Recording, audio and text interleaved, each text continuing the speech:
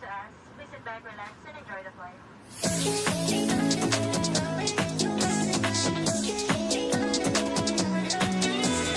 Just watch me now under the moonlight. 저리로 날아올라. Light shine on my window frame. On a boat to my flame. Blinding shining lights. Oh, oh, I feel it skipping way out of control. Lock it, oh, yeah. We won't stop it. Flying high, it's our destiny. Lighting up flaming stars. We're reaching out towards victory. 눈부신 꿈으로 차가운 심장을 쥐고 더 높게 날아가. They can't catch my vibe in my life. We're dancing under moonlight. 손을 묶어버려. Turning up the heat. Get it, oh. We're switching up the lip gloss. Mixing up the crystals. All they want to know how we do it.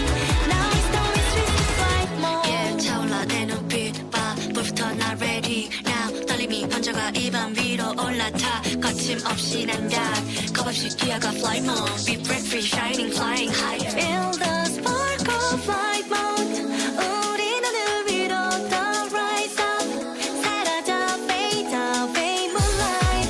Gonna burn the night out. Every time my heart's flight we go higher. Eyes wide, right through the starlights. 차가운 공기 속을 relax. 지금이야 take flight. We're dancing on the moonlight. 손 묶어버려. Turning up the heat. Get it, oh. We're switching up the lip gloss. Mixing up the crystals. All they want to know how we do it. Now it's time we switch to flight mode.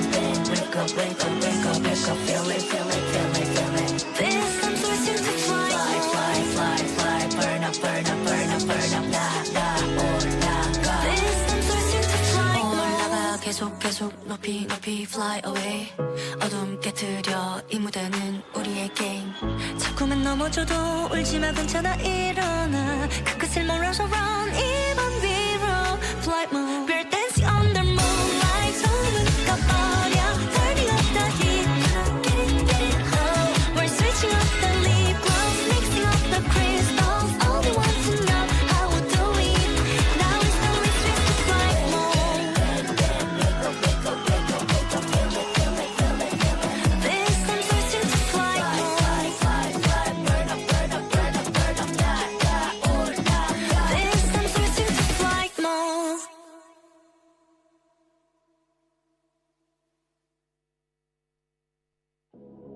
We can still fight like the wind and fire. Wonder no more. That now is the only time your heart is mine. Light has fallen, darkness grows, and yes, we fight for our destiny and fate. New days smiling for the past and future. Break the chains, lead the way, fight with me. And when you wake up, open your eyes, raising up your fists and smashing through time walls. Before the rift splinters again, we are rebel till the end. Rise up, open your mind, hold on to your powers. No one can stop us.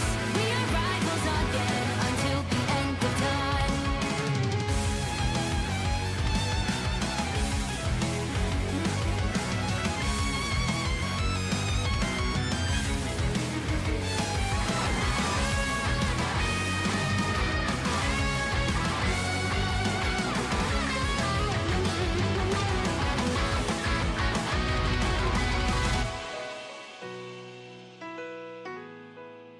Show me that you are still the only one that matters for me.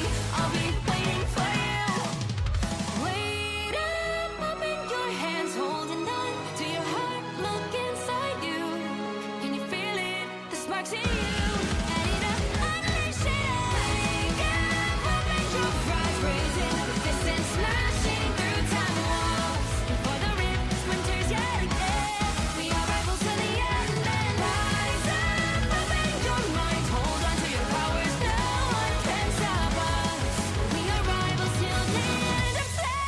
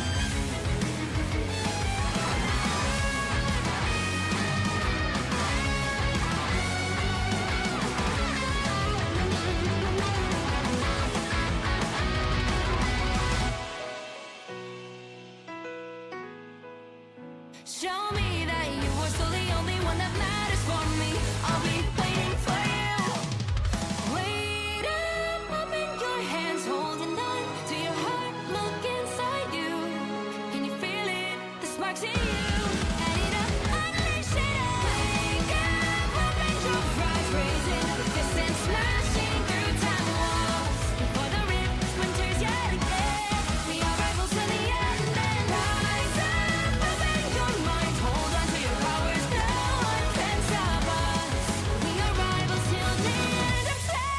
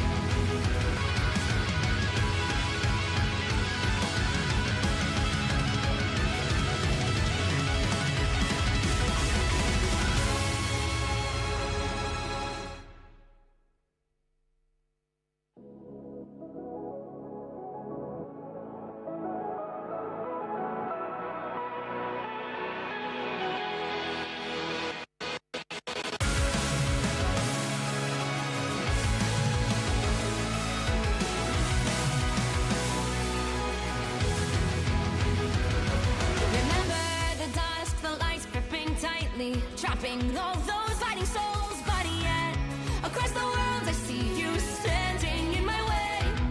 And remember the time, the place we used to fight, like the sun and moon. And I wonder if ever there was a time that we were friends. The night has fallen, shadows looming, and yes, that time has come for me to seek you out. We are set now for our last reunion. Break the chains, find your way, come find me.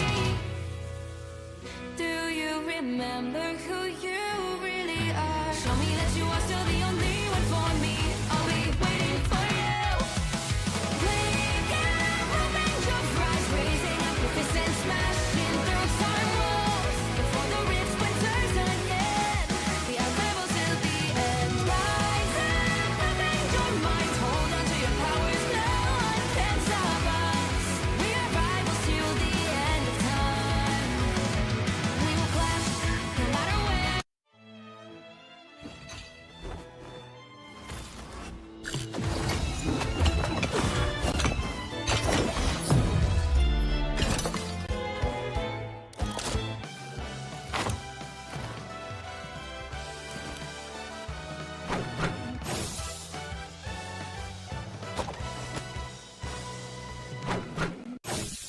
Shot to the dome!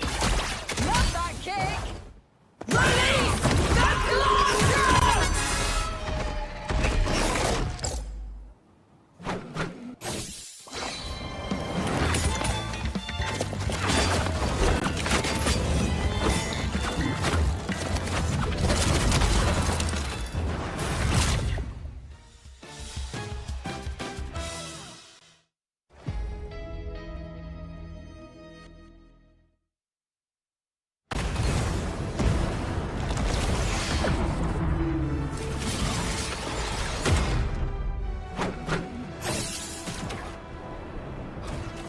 Powering up. Maximum pulse.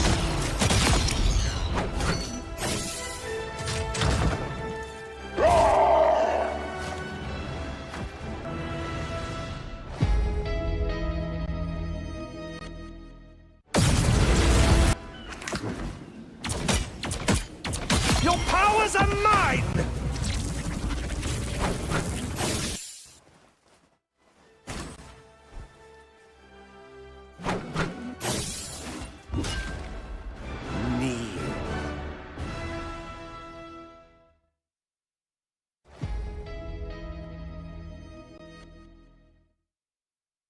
Puny god.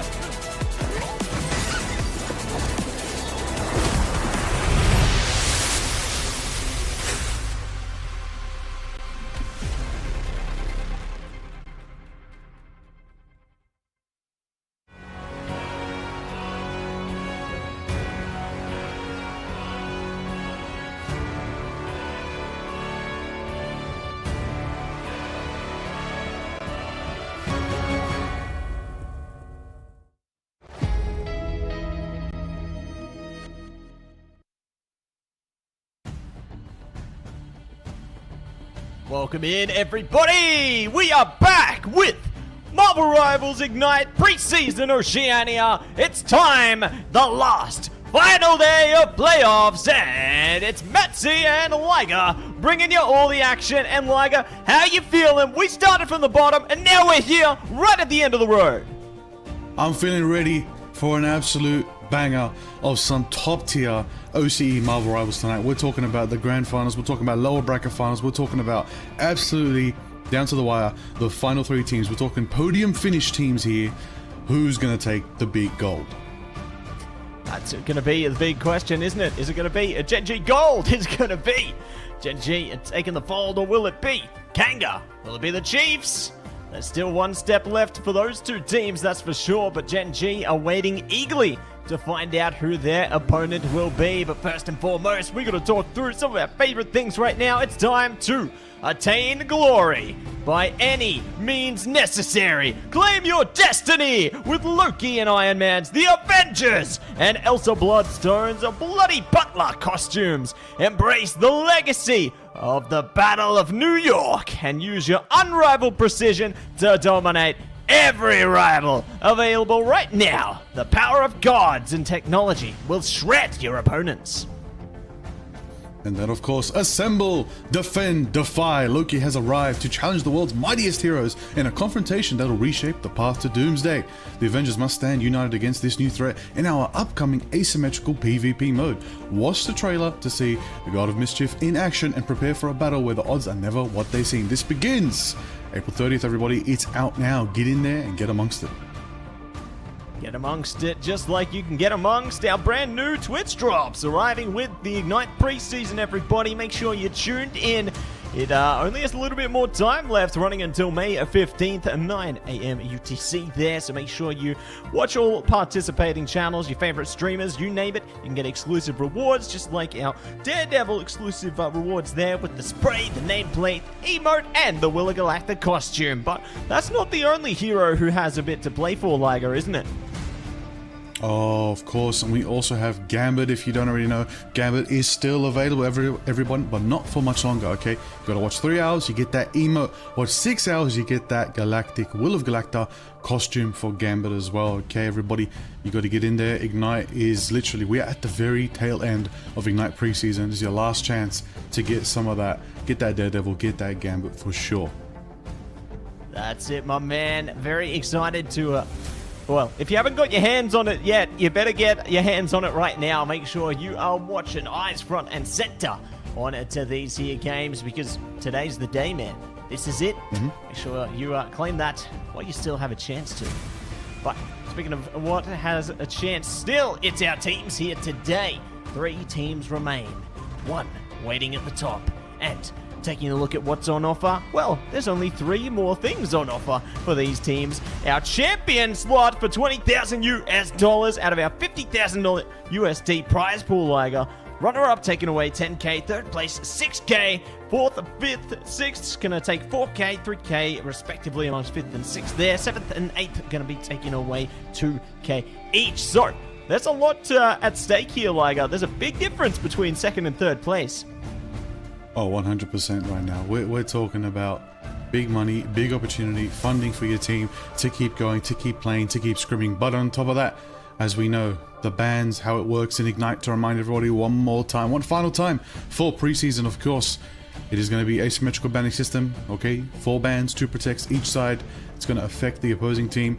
We've seen a lot of one-sided Elsa. We've seen Gambit double ban at the very beginning. We've seen a little cheeky Doctor Strange in that 5th slot. Seen some Invisible Woman as well. But Loki, ooh, on your screen, yeah, heavily banned as well, alongside Mantis. So let's see how that unfolds today. But we're going to, of course, lead you along the way and explain the bans every single round. That's it. We'll be leading you through the draft every single way. And you can see the journey we've taken so far through the playoffs. Obviously, Chiefs starting off strong in the upper bracket there, being sent down by Gen G.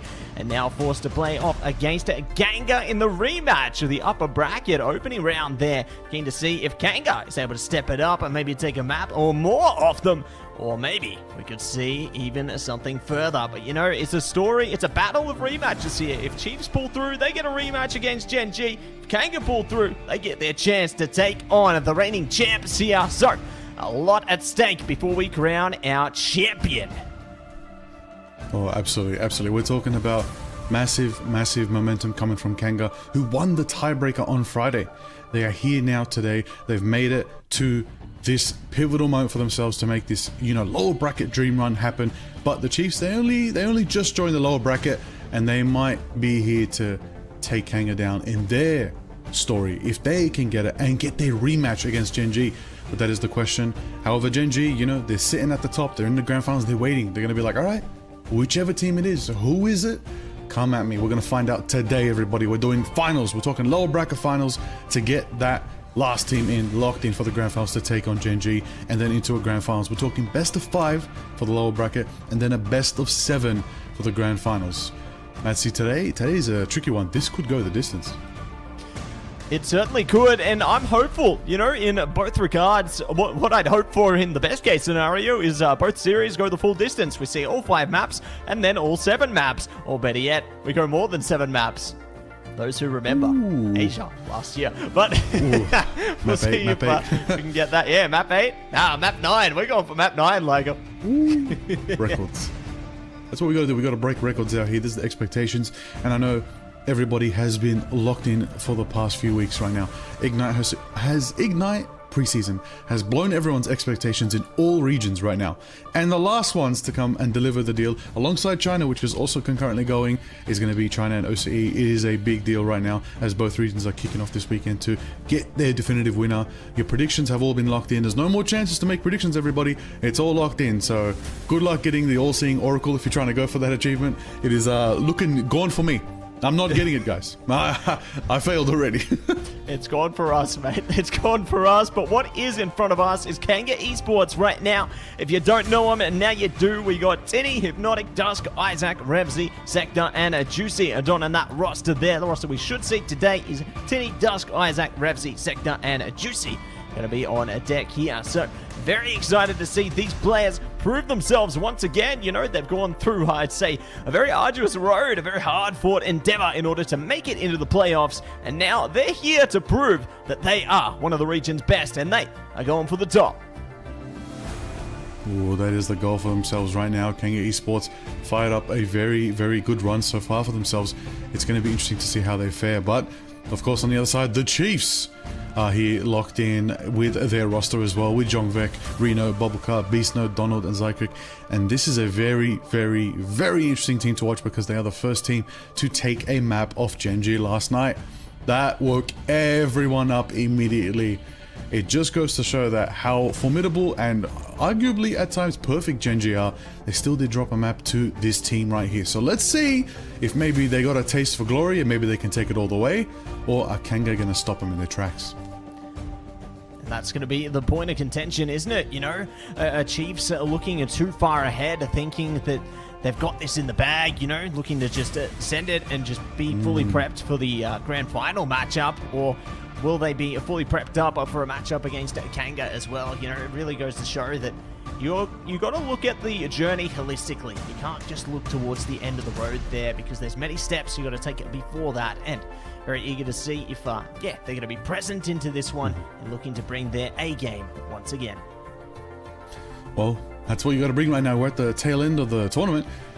This is not time for playing safe, figuring it out, scouting opposition. Nope, bring out your best capable heroes right now. Play your band phase, high risk, high reward if you have to, and just go for what you know is going to get you that victory. Can't drop maps, can't drop rounds, can't drop anything, or you're out and you're gonna be saying farewell earlier than you would hope. In the meantime, though, as we get into this lobby, get these teams ready, it's going to be a fun best of 5 between these two teams. Kanga and Chiefs, they have a great history in OC esports. So to see them facing off, this is a very fun one for everyone. I think a lot of people who track along their career path when it comes to these orgs in Australia as well, and the performance in New Zealand as well, they do so much in the region. Let's see how they fare in their, well, most important matchup in Marvel Rivals yet. Yeah, and, you know, throwing it back all the way there, you think back to when Donald used to be a part of one of the original iterations of the Kanga Esports roster there, and now, obviously, on the other side of things on the Chiefs, so kind of facing off against a former member there. We'll see which roster will be able to fare best into this one. Obviously, Kanga have already managed to advance past one of the former Kanga members in Daxu there, who was on Fury, so to see if they can do it all over again against Donald on the Chiefs here as we prep ourselves up for domination. Celestial Husk are going to be the first on deck there. A map you can love or hate, but in this case, fate will be sealed here to begin. Absolutely right there. You know, Husk, it's a very interesting one. I'm very curious how this one will pan out, you know, especially which one we start on. Typically, you know, teams really want to bring out Celestial Husk when they feel confident they can annihilate the opposing team. Really, honestly, that is their goal. They want to annihilate them. Why? Celestial Husk, it's very snowbally. You get opportunity, you get value very early. It's very hard for the opposing team to flip. Opposite of this, I would say Burn and T'Challa. It's got a bit more resistance to go for those sweeps. There's just a lot more openings, a lot more terrain that you can destroy, rearrange the map, and change your playstyle. But Celestial Husk, it's very unforgiving. So as we go into this one, it's going to be a good one for sure. But I gotta say though, Matty, this is a very important one. Kanga took out a team that people thought would be against Chiefs later on. And at the same time, Kanga not only did that, they survived a tiebreaker by one map loss differential. One loss differential. They didn't lose one map, and it made a difference with them eliminating DXA and JFT and surviving to go into the top 4. They're riding on a very good high right now, and they're still here. They may have been knocked to lower bracket in the playoffs, but they're still here. They're technically fighting right now to maintain and get into the grand finals. Otherwise, if Chiefs beat them here, they're going to have to sit and settle for third. But Chiefs, you know, they're a team that has performed formidably, especially in the last MRC. That's why they're here. They could have qualified. They could have been invited. They could have been invited, but they chose to qualify instead. They said, let's go through the hard route. Let's go through MRC. Let's take on a challenge and let's see what we can take on. Which means they've also been a team, I would say, that has had, in such a short lifespan for the team, they've had the most amount of practice against our sibling region in Asia. So they've been practicing against them. I've heard some scrims have been happening. Matty, tell me, how's it faring for the Chiefs?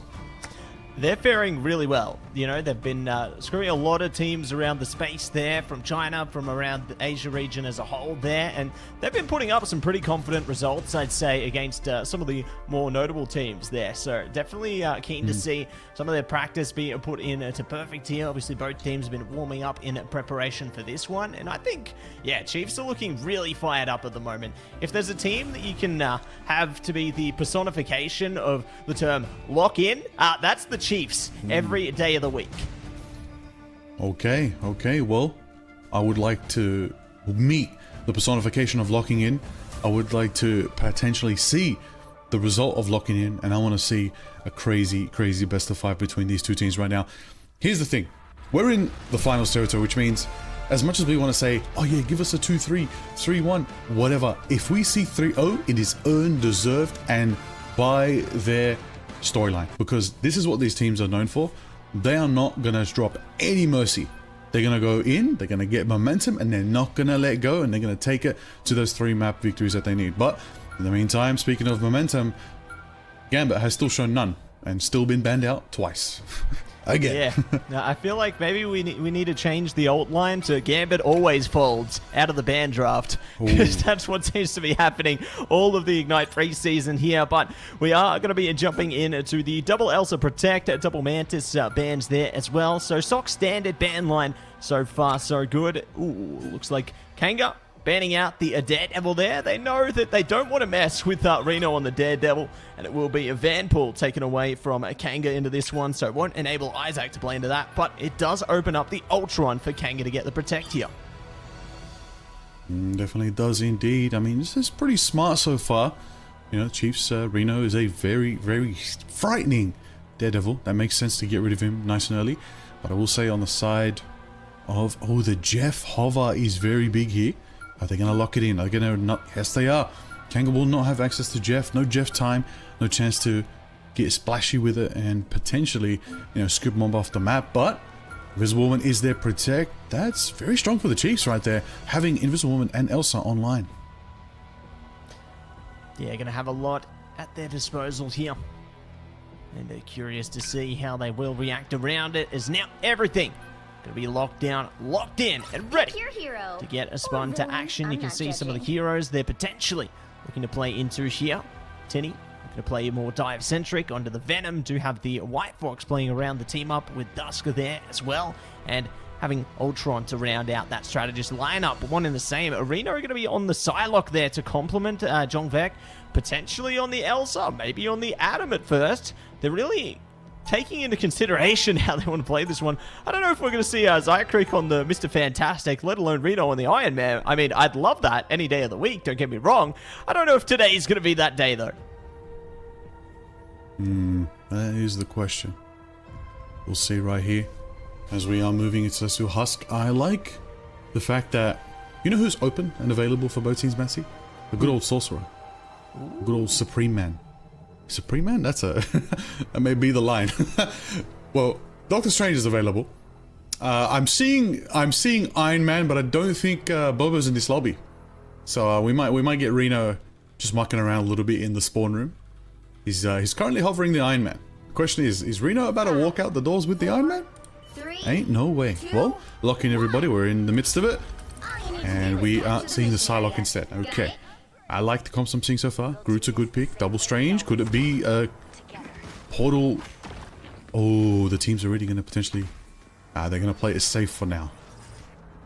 A shortcut. Safe and sound, get early transport onto the mission area there. They are opting for the low ground, surprisingly, so looking to face off against them. Does enable Revsy and Tinny there to take things up high. They've got multiple lines of sight that they kind of need to cover here, and Tinny's already diving in. This does enable the Chiefs to potentially set up an early KO here if they can just try and isolate the fight towards that one angle there, but they're easily able to escape using the mobility of the Venom and trying to enable more where that came from. They already forced them to pop the regeneration domain as well. The walls, though, could actually set up a Tinny for failure, and it all starts to come crashing down.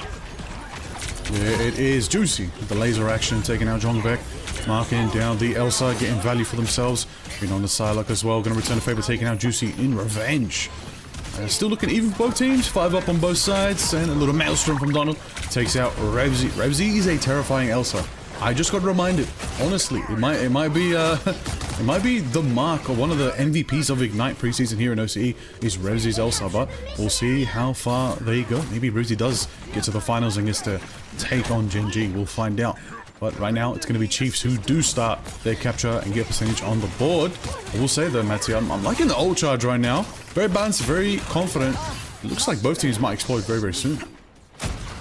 Yeah, I think Chiefs are going to get there a little bit sooner. Obviously, still have the God of Mischief at the ready already. Boundary pretty close around the corner, so they can kind of match Kanga if they want to pop into the fight at first here. Revsy could disengage them with the Apex Predator, though, so that could definitely be one way to kick them off into the fight. But here we go. Apex Predator coming out. Jongvek does find Juicy, so good reactions to start with. The Boundary being popped in reaction here, and the Chiefs, they aren't overcommitting anything. They still haven't done anything in this fight. The Agamotto, though, could change that. Oh, moments after the Boundary goes down, Jongvek takes out Revsy in return, takes another, taking out Tinny. The Venom is down, but not out for now. And Reno is going to be pushing as well, and they're just going to kind of trickle in and just pick off the pick right here as Kanga trying to regroup for the next fight. But I got to say, got to keep attention right now. Dance of the Butterfly is online for Reno if they want, and they're playing forward here. The Chiefs are playing forward here because they want to box them up. If they can set it up very nicely for themselves, they can get the Dance of the Butterfly in a room, in a corridor, But Sector's ready for that. They got Kumiho online. They should be able to counter out that move. But we'll see as the Thorn Slash walls and the Ironwood walls are there to try and separate them. Dance of the Butterfly goes off. Reno takes the first step and does manage to take out Isaac from that fight. Nullifying the chance of a Strange, but 80% in climbing. Matzi, the Rage of Ultron's going off, but I don't think it's getting as much value as they hope, but it does give him some space. Yeah, and that's kind of what they're trying to hope for, right? Establish a bit of pressure so then they can contend against the mission area a lot more effectively. But I mean, getting walled off like that is a complete tinny isolation chamber for a second there. Luckily, their team's able to help them to break through. And there will be the boundary. So, doing the best they can to push into this. Are going to be matched by a bubble in a second. I'd like to delay Agamotto up front there, trying to lock him in place. Ducks in a little bit of trouble. Does escape from the fight, though. But it will be the opening KO coming through from John Beck, and looking for more where that came from. It's Donald with the Maelstrom. Rip and tear, they just don't care. Honestly, Donald, the Vanguard to watch right now. The Vanguard to watch right now. So versatile, so formidable. Triple KO in the front line with the Maelstrom after Maelstrom right there. And just getting that Eldritch Whip and putting them down right there with the belt. And there it is. That's a Penta KO for Donald on the Sorcerer Supreme 100-0. You gotta be kidding me. That is a strong start for the Chiefs. Couldn't agree more. Fantastic work coming through from the Chiefs there. Just playing such a patient game, it felt like. You know, I think a lot of teams, they kind of make the mistake of trying to match the Strategist ult for Strategist ult, and it results in a bit of overcommitment there because they can let things cook a little bit. And the Chiefs have exemplified that into that first mission area take there. You know, they're playing a very patient game so far. I like the changes coming out from Kanga right now, though. Juicy looking to play in to the Wolverine here. Definitely can go for some, you know, snatch and grab action here. Might be able to enable some KOs of their own into this one. But Reno on the Spider-Man, I don't know how to feel about this one, Liger. I don't believe Reno until there's 0 seconds left in the spawn room. Reno could play the entire roster in the spawn room, but walk out with what we know is going to be Psylocke. Lock in on the lock. Let's get it done into the midst of it. I do like the Juicy switch to Wolverine. However, it looks like they're contemplating a portal here. This one looks like it's winding up. Donald's winding up the portal, and so is Tinny. They notice they're going to portal too, so instead they're going to retreat. And it's a double portal right now as the Kanga Esports squad do manage to portal directly on top of the Chiefs spawn right there. Going to restructure themselves, get a good angle right now, try to zone them out. But instead, I believe Kanga's just going to go for the walk straight to the area. In the midst of it all, looks like Chiefs are going to be the ones first onto the mission area. Gotta say though, we see potential for a massive Galatrox from both sides here. If Rosie and Jongvek, they didn't get to use his ults last round, but they've got him available now. They've got that chance to let that go, the Apex Predator, and see if they get the value, but Ironwood walls are being set up for now. They're kind of structuring the map in a way they can't get value out of that, but Revsy finds the way to take down Donald, who gets picked off. In return, Jongvek's trying to dish out some damage as well, trying to get the value in the backline, goes for Revsy, and does take him out with a clean combination. Yeah, solid reaction coming out there, you know, taking away the prime damage dealer for them, and we'll find more value with the Apex Predator in a strangling prison there. So Reno joining the fray, triple KO to save the day. Juicy trying to get more from the last stand there, only finds Zykrek out of that one, immediately going to be punished as a result though. So they can try and trade ult for ult here, but ultimately the Chiefs will be able to pull ahead and have already pushed their way towards that halfway point. So Kanga Esports are facing a bit of pressure here. They've got a couple of ultimates that they can commit to this one to try and match them, but they're really going to have to force the issue and gain that territory back quick smart. Okay, I see. Dude, look, Matzy, let's address it right now. Elephant in the room. Chiefs are 70% again. They've got ultimate advantage. Kanga needs to activate, needs to get something going. Look, boundaries are up. Venn diagram moment. Tinny hits the Agamotto. Doesn't manage to get any value right there. In return, Donald hits his own, and it forces in a combination from the Dance of the Butterfly line. Reno to take two, taking down the vanguards of Isaac and Tinny. And Donald's looping forward, flying forward, trying to get value. Again, Maelstrom taking out Juicy right there. And there it is, another 80%, climbing, 90% almost. Matzy, the only chance they have is if Tinny can portal, but I don't think it's up. No, it's on cooldown for another 36 seconds there. So, or for Donald, that for that matter, but for Tinny, yeah, it's not going to be up either because they both popped at the same time. Wait, they are trying Juicy their best to back cap them. Not going to be happening, though. Luckily, they get back in time. Chongvek committing the Apex Predator there, and it's all coming crashing down. Juicy at least tries to get something further from it, but it's all going to be over and out just like that. The Chiefs lock in both capture points. Unfortunate, unlucky, and you know, that's just the result of the Chiefs taking this one on with such great speed there. I mean, they didn't get the reset on the portals on both Strange players, and so they couldn't have contested unless they had high mobility. They tried for that with the Spider-Man, they got the OT, but it wasn't enough. And there it is. Map goes to the Chiefs to start off this series here today. Celestial Husk goes in their favor with a good 100-0 to 100-0. Not a lot of percentage on the board for Kanga Esports, but it's the first map of the day. It's a warm-up, locked in nonetheless for both sides. Let's see how it all turns out. We've got to be very, very aware right now. This is a dangerous, dangerous team to verse right now. Chiefs, they've got a really good composition. They're playing out the bans in a very unique way. And I've got to say one thing, Matsy. When it comes to their Vanguards and Duelists, yeah, they've got the Elsa, you know. But Vanguard-wise, they're not going for that, you know, Vanpool. They're not going for those meta picks, the things that you want. They're rolling out with a bit of Strange early. Not just the utility for the portal, but a lot more. But we've got to say, you got to keep your mind on both Elsas right here, as Revzy and Jongvik were having quite a series of 1v1s. But every time, it did go in favor for Jongvik, backed up by a formidable backline nonetheless. I've got to say, though, having Loki and Invisible Woman for Kanga Esports, you just thought they'd be a bit more aggressive. Fortunately, it didn't go in their favor. Yeah, it didn't go in their favor this time, but maybe this could be the warm-up for Kanga to lock in to the next map instead. You know, I'm excited for what's going to be ahead of them here. Unfortunately, they weren't able to play into one of their staple picks there in the Van Pool, but they're happy to try and adapt around it. You know, Isaac can play more than just one hero. It's not going to be a one-player team, let alone a one-hero team. You know, they've got to be versatile and adaptable, and they're showcasing exactly that. But we're going to see more of that right around the corner, everybody. Map 2 are going to be prepared right after this. We're on to a break, and we'll see you very soon.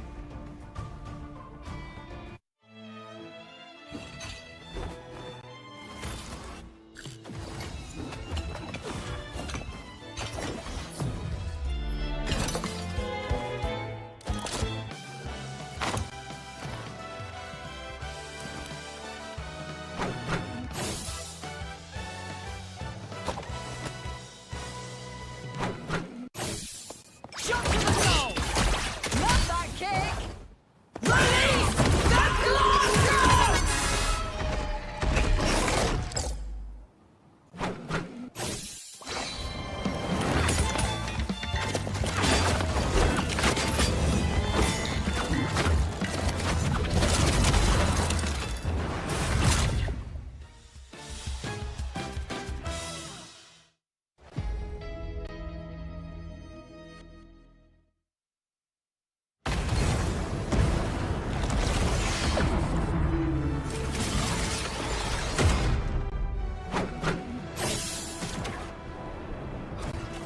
Powering up. Maximum pulse.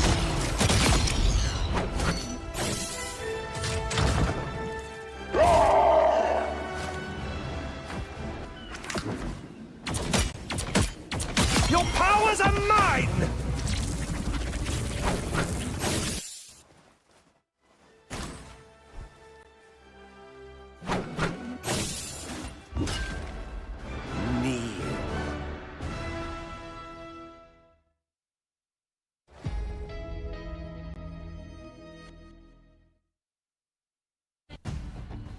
Welcome back, everybody, to the Marvel Rivals Ignite Preseason Oceania. Matsy and Liger here to jump straight back into this incredible series between Kanga Esports and the Chiefs. And wow, what a way to come crashing into that series, hot like a meteor, Liger. The Chiefs are on fire.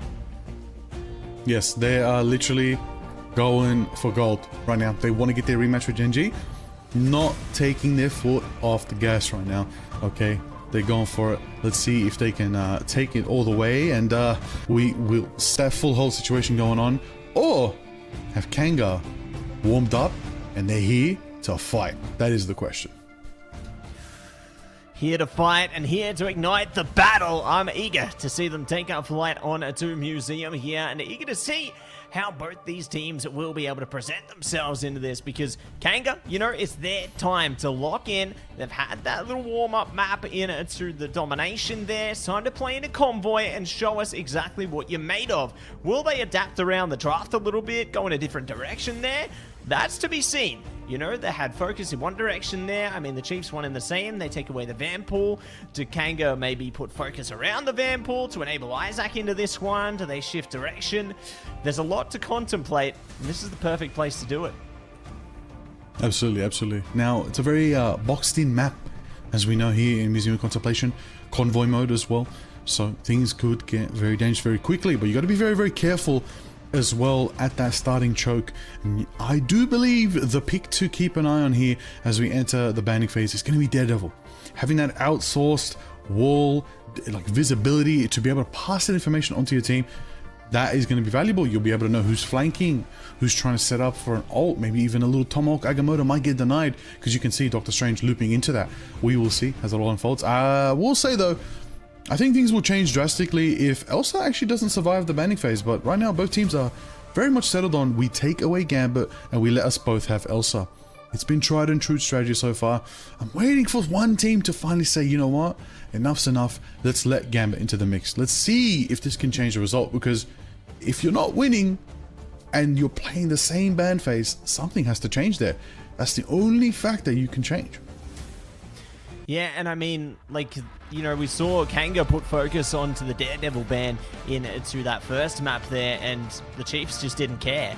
They adapted around it, you know, they think that maybe Reno is a one-trick pony or something. Well, no, Reno can play heaps. They can play basically anything, and that's what makes you a professional player. But we are going to be jumping in to the next ban phase right now. Gambit's gone again, so unfortunately your wish isn't coming true there, Liger.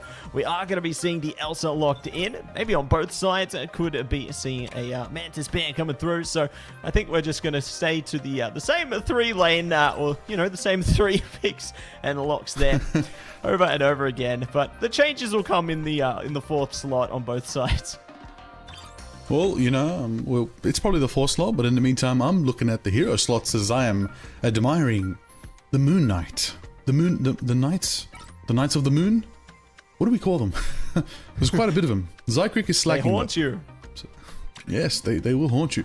And they will also fly in the sky permanently in the new Bloodhunt mode, guys. Play it. Or, if you're a legend like me, you go for the Fist of Khonshu build, and you get up nice and close to Mr. Fisk, Mr. Wilson Fisk, and just bop him in the face. You know, that's the glory of the different builds you can play in Bloodhunt. A lot of fun, great mode, try it out if you haven't already. But we are back in here, of course, on Ignite, and there it is, the pick I was talking about. The pivotal pick, Daredevil, has been banned out. The Chiefs do not have access to that. It's going to be a sad day for Reno, who does play a mean Daredevil. Yeah, but like before, you know, they're able to adapt around it. I mean, they had them onto the side lock there. It didn't matter. I know that Reno has a lot of strength onto that hero, and you can see they're trying to disengage any of those kind of KO-enabling heroes in the focus around the Wolverine there, the Daredevil, and they will have that single-sided Wolverine, which actually could work out great for them, but if the Chiefs manage to disengage them in one way or another, for example, they could ban out the Groot here to try and disengage them in that sense. You can ban out the Loki so you don't have those double-sided strategist ultimates, which they will. There's a lot of give and take situations coming through from this draft here. So the Chiefs, they aren't too fussed, you know, they're happy to deal with the Wolverine, maybe try and wall them off here. I think that there's going to be a lot of, I guess, focus to come through from Donald into this one, where they're going to need to bubble their teammates pretty much off cooldown. Now this was something that I was waiting to see after yesterday. They faced them. Can they take a page out of their playbook? Are we going to see the Adam Loki? Very well known from Gen G, but our Chiefs going to be able to run it here for that perma stall. They are on defense to start us off, so they really can dictate the pace nice and early for themselves. But Kanga, look, they're coming out strong. I like what they're going. I think Tinny's considering going for a bit of an incredible Hulk here, just to really get that firepower and just blast out of those spawn doors. That is the question for themselves. You got 20 seconds till those doors open. A lot of stress on both these teams' shoulders right here, because Matsi, you know, slower bracket finals. Nobody wants to walk away with bronze, but one of these teams is about to. This is the match. Let's get into it. We got a bit of Hulk, we got some Adam Warlock, some variety in the picks here today. I'm excited, and let's get into it and lock in. We got Zykrek out here, reminding everybody that it's time to lock in and watch Invisible Woman do what she does best and carry the game. She's very strong. Yes, carry the game just like Liger in Bloodhunt, those who know. But we are going to be jumping into this game right now. Beast Node trying their best to ensure that they don't give a lot of space. I like how they're just zoning off the lanes there and forcing Kanga to work a bit harder in order to try and push the bat bus here. So, going to be a bit of trouble for them.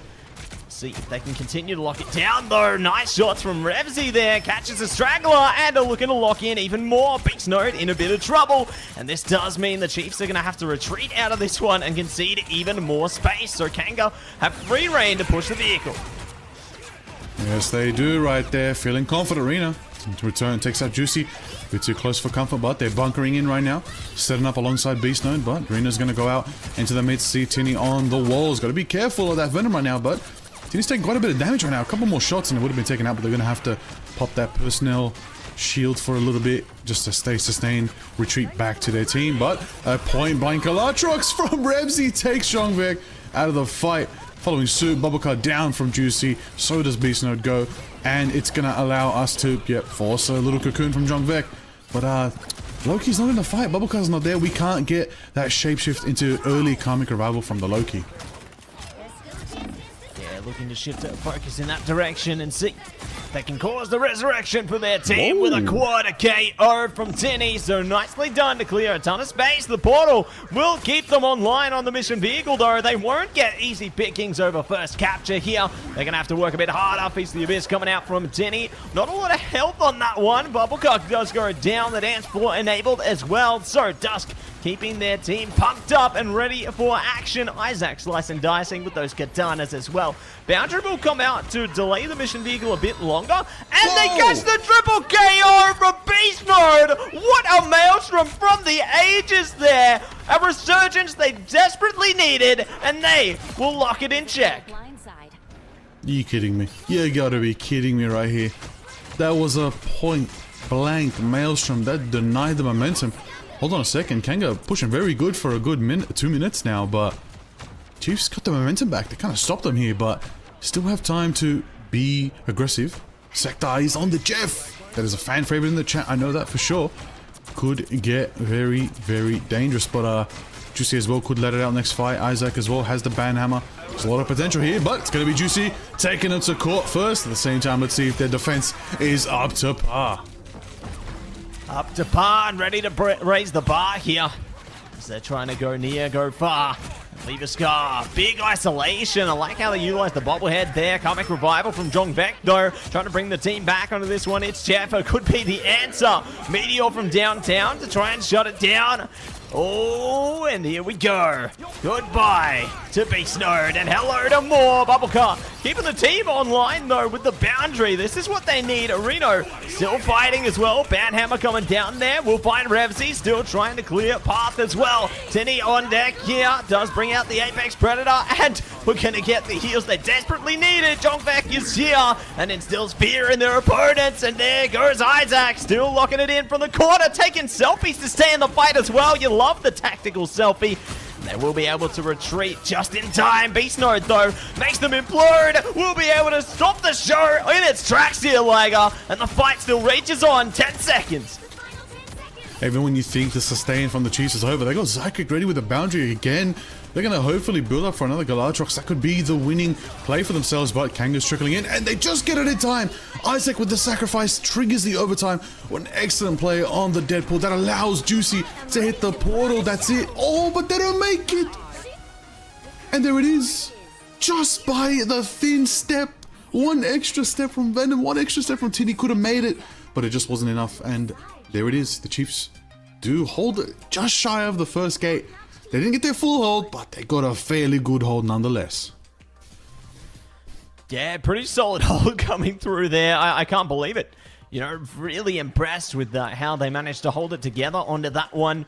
And the Chiefs, they rise to the occasion all over again here. Kanga, they looked so confident at first there, but the Chiefs managing to lock in off a clutch portal right on the edge there, and then continuing that fight basically until the end of time here.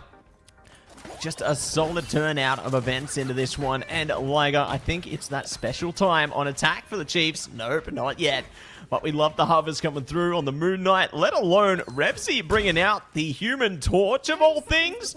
Could we be seeing the start of a new era? I mean, listen, a new era would be amazing for OCE. We have been waiting, we have been witnessing so many amazing players spawning out of these teams. There are so many formidable rosters that have come from preseason.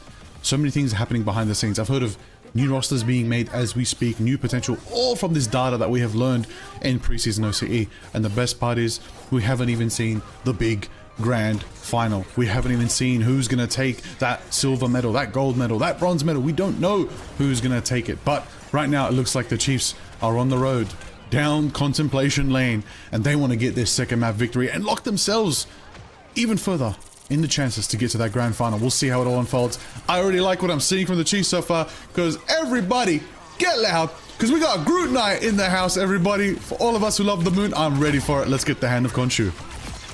Oh, they might not even need it. They've managed to shut down Tinny with immediate effect there, and are looking to get more where that came from. Juicy, though, trying to isolate the fight. Isaac says good night one by one. They're all falling down here. The Chiefs are locking it down with the Arc, and will be able to clear the path as fast as possible here. So, Tinny gonna have to portal to contest this one, doing exactly what the Chiefs did to them, right on the edge of the line here. The Chiefs, though, they got a ton of time, but here we go. It's prime time, Liger, ready to try and make it happen.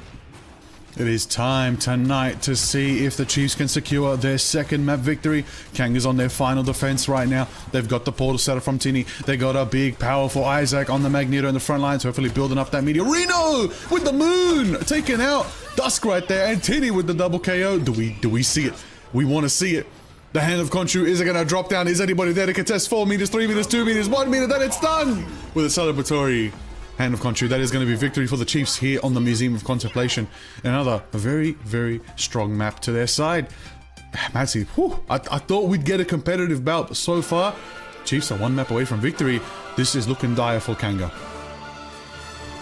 Yeah, they're dancing on the edge on this one. Reno locking it in with a very impressive MVP there. I'm sure you want to frame that one up and hang it on the wall there, Liger. I already took the screenshot. I already took it. Oh, fantastic, mate. You're on it. On top of it. Just like Reno. I love to see it. And love to see a convincing attack coming out from the Chiefs there, locking in 2 maps in a row now. The pressure at an all-time high here for Kanga. Will they be able to rise back up? You know, they adapted around things into the draft there, but nothing they've tried has worked whatsoever. They need something. They need something desperately heading into this next one. I think they need to bring out a certain trickster. And no, I'm not talking about Loki. I'm talking about a master of the thieves. I'm talking about somebody who's trying to make a name for themselves. I don't know how. If they can find a way to get him out of that permaban, if they can get Gambit online, things might go in their favor right now. I don't like the Elsa factor. Elsa factor is kind of leaning things to one way. As great as Tinny is on the Venom right now, there's just that one step behind the formidable Vanguard presence coming out from the Chiefs right there. There's a lot of, I want to say something actually. Kanga has so many moments, but it's as if when it comes down to that final play, the Chiefs unite as a force, as an entire unit. So we'll see how it unfolds for them. Third map, everyone knows it's the most likely one to change the pace. We will see how it goes. Yeah, see exactly how it goes, how the river flows here, because Kanga, they need an answer. You know, they need something. Inject that power into the next map here and bring it all the way back. We want to see this series go all 5 maps. We do. They're the ones who can dictate that. They need to make it happen, snap it through, and lock it in. Definitely. Well, everybody, we're going to get into that third map very, very soon, but we're going to go to a short break.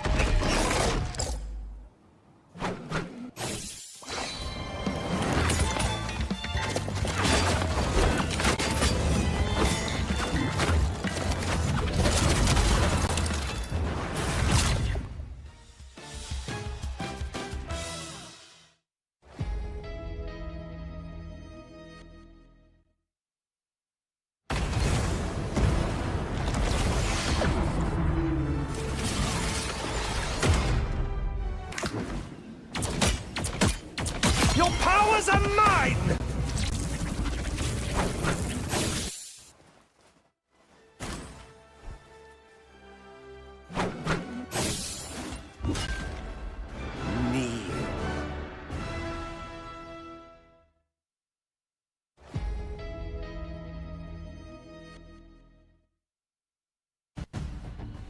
Welcome back, rivals. We are here with the Ignite Preseason for Oceania here, and we're into our Chiefs versus Kanga series here to find out who is going to be locked in for third place and who will punch their ticket in to our grand final matchup against Gen G. Chiefs currently on top by 2 maps. Kanga want a last chance to see if they can advance forward in this series or be left behind.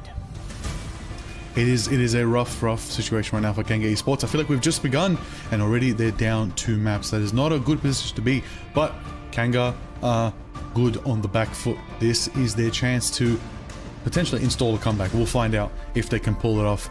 They do have maps. The prediction is in, everybody. Literally, we just discussed this. We said, what's Kanga gonna pick as their 3rd map? And I'm over the moon to hear it is Shin Shibuya. This is what we've heard rumblings about. They've been preparing for it. I only wish we got to see this earlier, but it may be their trump card to flip the script. I'm very eager to see if they can make it happen on a map such as this one, you know? I feel like it's one of the more difficult ones to gain a lot of traction on, especially pushing around that first mission area there, let alone everything there beyond. You know, what I think we could compare it to in some ways is maybe kind of like Heart of Heaven. You know, pushing the first mission area on that one and the grand difficulty that comes with that. But, you know, maybe not all teams feel that way. They can have great ease pushing that first mission area. But we'll see the showcase of this one once both our teams lock it down in the draft here. I really hope that we get the gambit like what you want, Liger. You know, I'd love to see a bit of a breath of fresh air in that sense, a fresh take on the meta. You know, actually, what I think would be a pretty pivotal pick, maybe not surviving the ban phase, Adam Warlock. Karmic Revival in Shin Shibuya is very, very good. There's a lot of corridors, a lot of good spots you can hold, bunker in, and really set it up. Groot is up there as well. Visible Woman for sure, Loki for sure, 100% for sure. Those are the strongest strategists we got in the game when Gambit's not not available to be played. But nonetheless, that's how it is on this patch, and that's how the games are being played. We're going to see as we get into the mix of it. Another great pick, good walls, good climbing. Venom and Daredevil, 100%. Both of those two will definitely be seen in this map as long as they're not banned out. I doubt people are going to be banning out Venom. But I would if I was versing Tinny. That is a very crazy Venom that Tinny's got. But I'm liking seeing Big Ben Grimm, the theme coming out from the Chiefs right there. Locking in. You know, it's a good thing map as well. And, you know, there's a lot of corridors, a lot of corners, short paths. Not really good for the snipers. Maybe Elsa's might struggle. But nonetheless, there it is, everybody. Tried and true strategy. The Gambits are banned again. In return, the same Elsa Protect, the same Mantis ban into probably another Elsa Protect. Matzy, when's it going to change, man? The only time we did was Gen G yesterday. They said, you know what, have the Elsa, whatever. We don't care. I need that more. I mean, we've seen it change like once, right? In some of the like series in the earlier side of the Ignite Preseason for Oceania, right? I think JFT let Gambit through against DXA for one of the maps, and we saw what happened as a result there. But one and the same, the bans are just getting mirrored one over and over again here. You know, Vanpool's getting taken out. Daredevil, one and the same from Kanga here. Chiefs do have the next Protect and will prioritize around that Invisible Woman there, so looking to play into the Strange team up again. I'd love to see if Kanga would maybe look to shift focus and take out the Strange, for example. Deny some of those contests, let alone the prowess and potential that comes through from Strange on its own. Oh, and look at that. They're hovering it over. They will not be using Strange this time. Will the Chiefs match that, though, or will it get protected? Nope. It's going to be Invis. Honestly, at this point in time, don't need it. I don't think they need to ban the Strange here. Honestly, ban something else pivotal. Ban something else that's pivotal to Kanga's Shin Shibuya strategy, and that might be an even bigger benefit right now. Chiefs are on the front foot. They're winning. They're not really relying on portals to change the tide, but better safe than sorry is a Strange ban as well. Both teams don't have Strange. That is interesting to see. Elsa's on both sides, Invis on both sides. Vanpool not available for Kanga. Daredevil not available for the Chiefs. Same time, Mad Scamber. It's close to a mirror. Just a couple switches here and there, but little bit of White Fox gameplay? Maybe? Been a while since we've seen some Kumiho get unleashed. It could be the deciding factor. Could be exactly the recipe they were looking for, and I mean, it looks like both teams might be matching each other, going on the White Foxes there. Juicy hovering the torch all over again. I love to see it, you know. I hope we see some torch. Or maybe not. Maybe next season. We'll see what happens. The Torch God will be back, and in a big way, but not today. Today, we are seeing the Fox on deck there. Luna's one in the same, and the Ultron. So, pretty much almost a full mirror matchup into this one, with the exception there of Tinny playing into the Venom, as opposed to Donald on the Magneto there. And curious what Revsy will lock in as well. Likely looking to play into the Elsa to try and match Rito. But it's time to see how the Chiefs will fare on their defensive side, and one of the same, how Kanga will try and tame the attack. 3, 2, Oh, into the mix of it. Here we are, everybody. Glorious as it is to finally see some more Shin Shibuya in Ignite. That is what I want to see. I just hope, Matsy, this isn't the Shin Shibuya incident. Alright? I really hope things don't get cursed very quickly. But we'll find out. In the midst of it all, Reno on the Elsa. Bloodstone going toe-to-toe, lasering forward. Juicy taking a lot of heat right now, but gonna retreat. A couple drones to help keep them alive. Yeah, help keep them alive before they can thrive into a dive here. But they are gonna stick it out for a second. Try their best to keep enabling their teammates. Tinny looking to go for a dive around the back there. Doesn't manage it. So far, so good. It's going to be frozen just in time, though. Bubble in trouble. Needs a bit of care. Will luckily be able to get it. Not going to be able to chase down that KO. Beast Node in a bit of trouble. One in the same, though. So just when things looked like they were going good, Ganga make it look even better. And we'll be able to match and exceed them onto this first mission area. Excellence right there. Kanga getting the momentum we've been waiting for them to have right now. Let's see if they take it. Donald with a bit of Magneto action, taking Revsy out. Starts focusing down Juicy. The rest are there to meet them in the midst. Kanga almost captured it. So close, 86.17%. But the Chiefs are back for the defense. Bit of combos action from the Captain Beast Node right here. Getting the value on Dusk. Reno taking out Juicy. Tinny the last one there. What was that? 180 buckshot right there. Coming out from Reno. Taking Tinny out of the fight. The cleanliness coming out from this Elsa gameplay, it's actually clinical. It's actually clinical right now, Matsy. I'd love to see it, and I'd love to see the exchange of strategists' trade-offs here for our diving vanguards. You know, Tinny did it first, Beast Node did it all over again there, just opening up the fights for their teams here, and I'm curious who's going to be able to do it next. I mean, Tinny does have Feast the Abyss there, the Rage being committed as well. Good freeze, though. Bubble will be able to get the dance floor off, one in the same now. Trying to take aim at it, it's Dusk matching it. Gonna wait air patience out. Jongvek does have the Rage available if they need it, and it's gonna be the Meteor committed to this one. A big damage over the top. Donald still in it, trying to spin it to fruition. Not gonna be able to get it this time though, but now Reno takes to the skies. Dive in. It's time to get angry. Woo! Power from the rebounds. Donald on the Magneto. Jongvek, Rage of Ultron timing out. Damn! There we go. Jongvek taken out by Revsy. Power again from the Elsa. Beast Node taking out Dusk again. That's at a certain point. At a certain point, you're wondering if a bit of focus is going on there, but a bit of targeting. But nonetheless, it is the way it's gonna be. You gotta play to the mental warfare just as much as you gotta play the actual warfare on the battlefield here today. Tinny taking out Babuka. The ground is shaking right here for Kanga because they do have potential and they do capture it right now. The Chiefs put up a pretty good defense, but Kanga's gonna make it through and they're gonna add a nice good 3.5 minutes to the bank. And let's see if they can take it home. Yeah, I was happy to see that the Chiefs were able to stop them right on the edge initially, buying a bit more time for themselves and make Kanga work harder for it, because it almost looked like they would have just been able to roll it over really, really fast there. But now we'll be blasting on in to the convoy section here. Looking to push that mission vehicle as far as they can. Revsy just piling up damage from afar as well. You know, they've got a lot of prowess, a lot of potential around the corner here. And they are not letting Jongvek have free reign over anything. I think the Chiefs needs to kind of match this onto Juicy as well. Dusk already getting the collapse through there. Does find Beast Node. So the Chiefs not even really going to be able to stop them pushing the mission vehicle at all here. No, they aren't. But we're going to see if Juicy's going to get to the extermination station, see if they can take down the pressure and bring it to the Chiefs right there. They do take Donald, they do take Bubble, they do take quite a bit of Chiefs out right now, bringing the momentum around the pillar here. It's getting good momentum right now. Kanga's almost at the halfway mark to this second gate here. It's looking very strong for them. Their pace is impeccable right now, as the Chiefs are kind of staggering a little bit, trying to get ready for this next fight. But, you know, nonetheless, they got Kumiho online. Zachary could be the key factor to getting this convoy stopping in the streets. Go, Glatrox coming out there. Reno going to be opening up the account, looking for more as well. Living Bullet coming out, and we're going to see if they can get something further. Kumiho unleashed. Here we go. It's a special delivery. Glatrox diving through there, distancing them from the fight. Not going to be able to ignite the battle just yet, but they're doing a great job to bide their time. Time to get angry all over again. Jongvek injecting some damage straight through there, but will be forced to create a bit of distance between them. Could be a big problem. Isaac goes down. Good trade on the Jongvek there.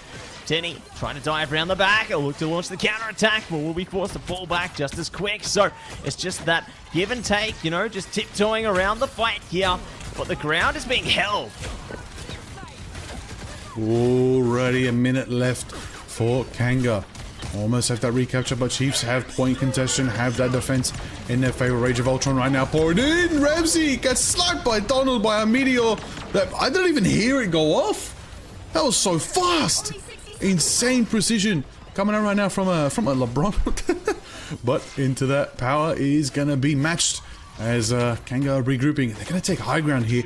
Getting the Captain America and Kumiho online. Zyquik on the White Fox could be high value. If they get Freedom Charge here as well, they'll get that momentum, get their ults up for the next fight. But look, the time is going down and nobody's activating just yet until now. Assembling into the midst of a Beast Node, going to lead the Chiefs forward for a bit of an aggressive defense here, but they're going to get matched by Isaac, who's going to match him with a Freedom Charge of their own right now as both teams go for the bout. Galatrox in the back line right there. Big power, big impact as Reno catches Dusk out of the fight. It was a good flank right now, and they're having a bit of a bout, having a bit of a duel with Juicy on the Ultron in the skies.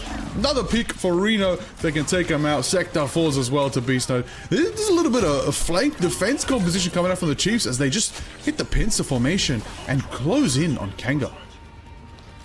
Yeah, able to do a lot into that situation, aren't they? And gonna see what Zycric and Co can do into this one. We'll be able to enable a double. So, solid way to creep up in the beginning there, Liger, as we take aim at another point of the time stream. But it is going to be a solid defense coming out from the Chiefs into that one. So, well done, well played, and we will be able to see them off into the next half of this one, Liger. Happy days, and Absolutely. now could see a change-up. I mean, that's it right now. So here it is. Lock in the variable, everybody. Chiefs need to push one half of the entirety of Shinshibuya. 50% of the map. If they can do it, they're off to the grand finals. Matsi, can you believe we're already contemplating the phrase off to the grand finals? That's how fast the Chiefs are getting their pace going in this matchup against Kanga. It's not looking good for Kanga because that also does mean in reverse they're potentially half a map away from saying farewell in Preseason Ignite. That is not a place to be for this team. They want this just as bad as the Chiefs. Now's the time to show everything you absolutely got and go crazy and show us that Kanga spirit. If they can pull it off, whew, we are in for a banger set. But if not, Chiefs are going off to face Gen G. Oh, I'm eager to see if they can lock it down here, Liger, as we will be advancing forward into the next portion now. Isaac and Co trying to get into the flow of things, trying to see what is going to be their opportunity to take. How will they be able to match this one, if not exceed it? As we jump into the next portion in moments here, Liger. It's time to prime up and get good to go. Let's see if we can get optimally primed right now. That is the question. Into the midst of the Metal Man in the skies. Juicy. Let's see if they can get with the program. But speaking of, you know, metal, you gotta be careful because the Master of Magnetism, Donald, aka LeBronald, is here on the Magneto, on his best, honestly. Do we say that, Matsy? His best is Magneto, signature pick. It's gotta be for the people. Sure. For sure. He's LeBronald for a reason. No doubt.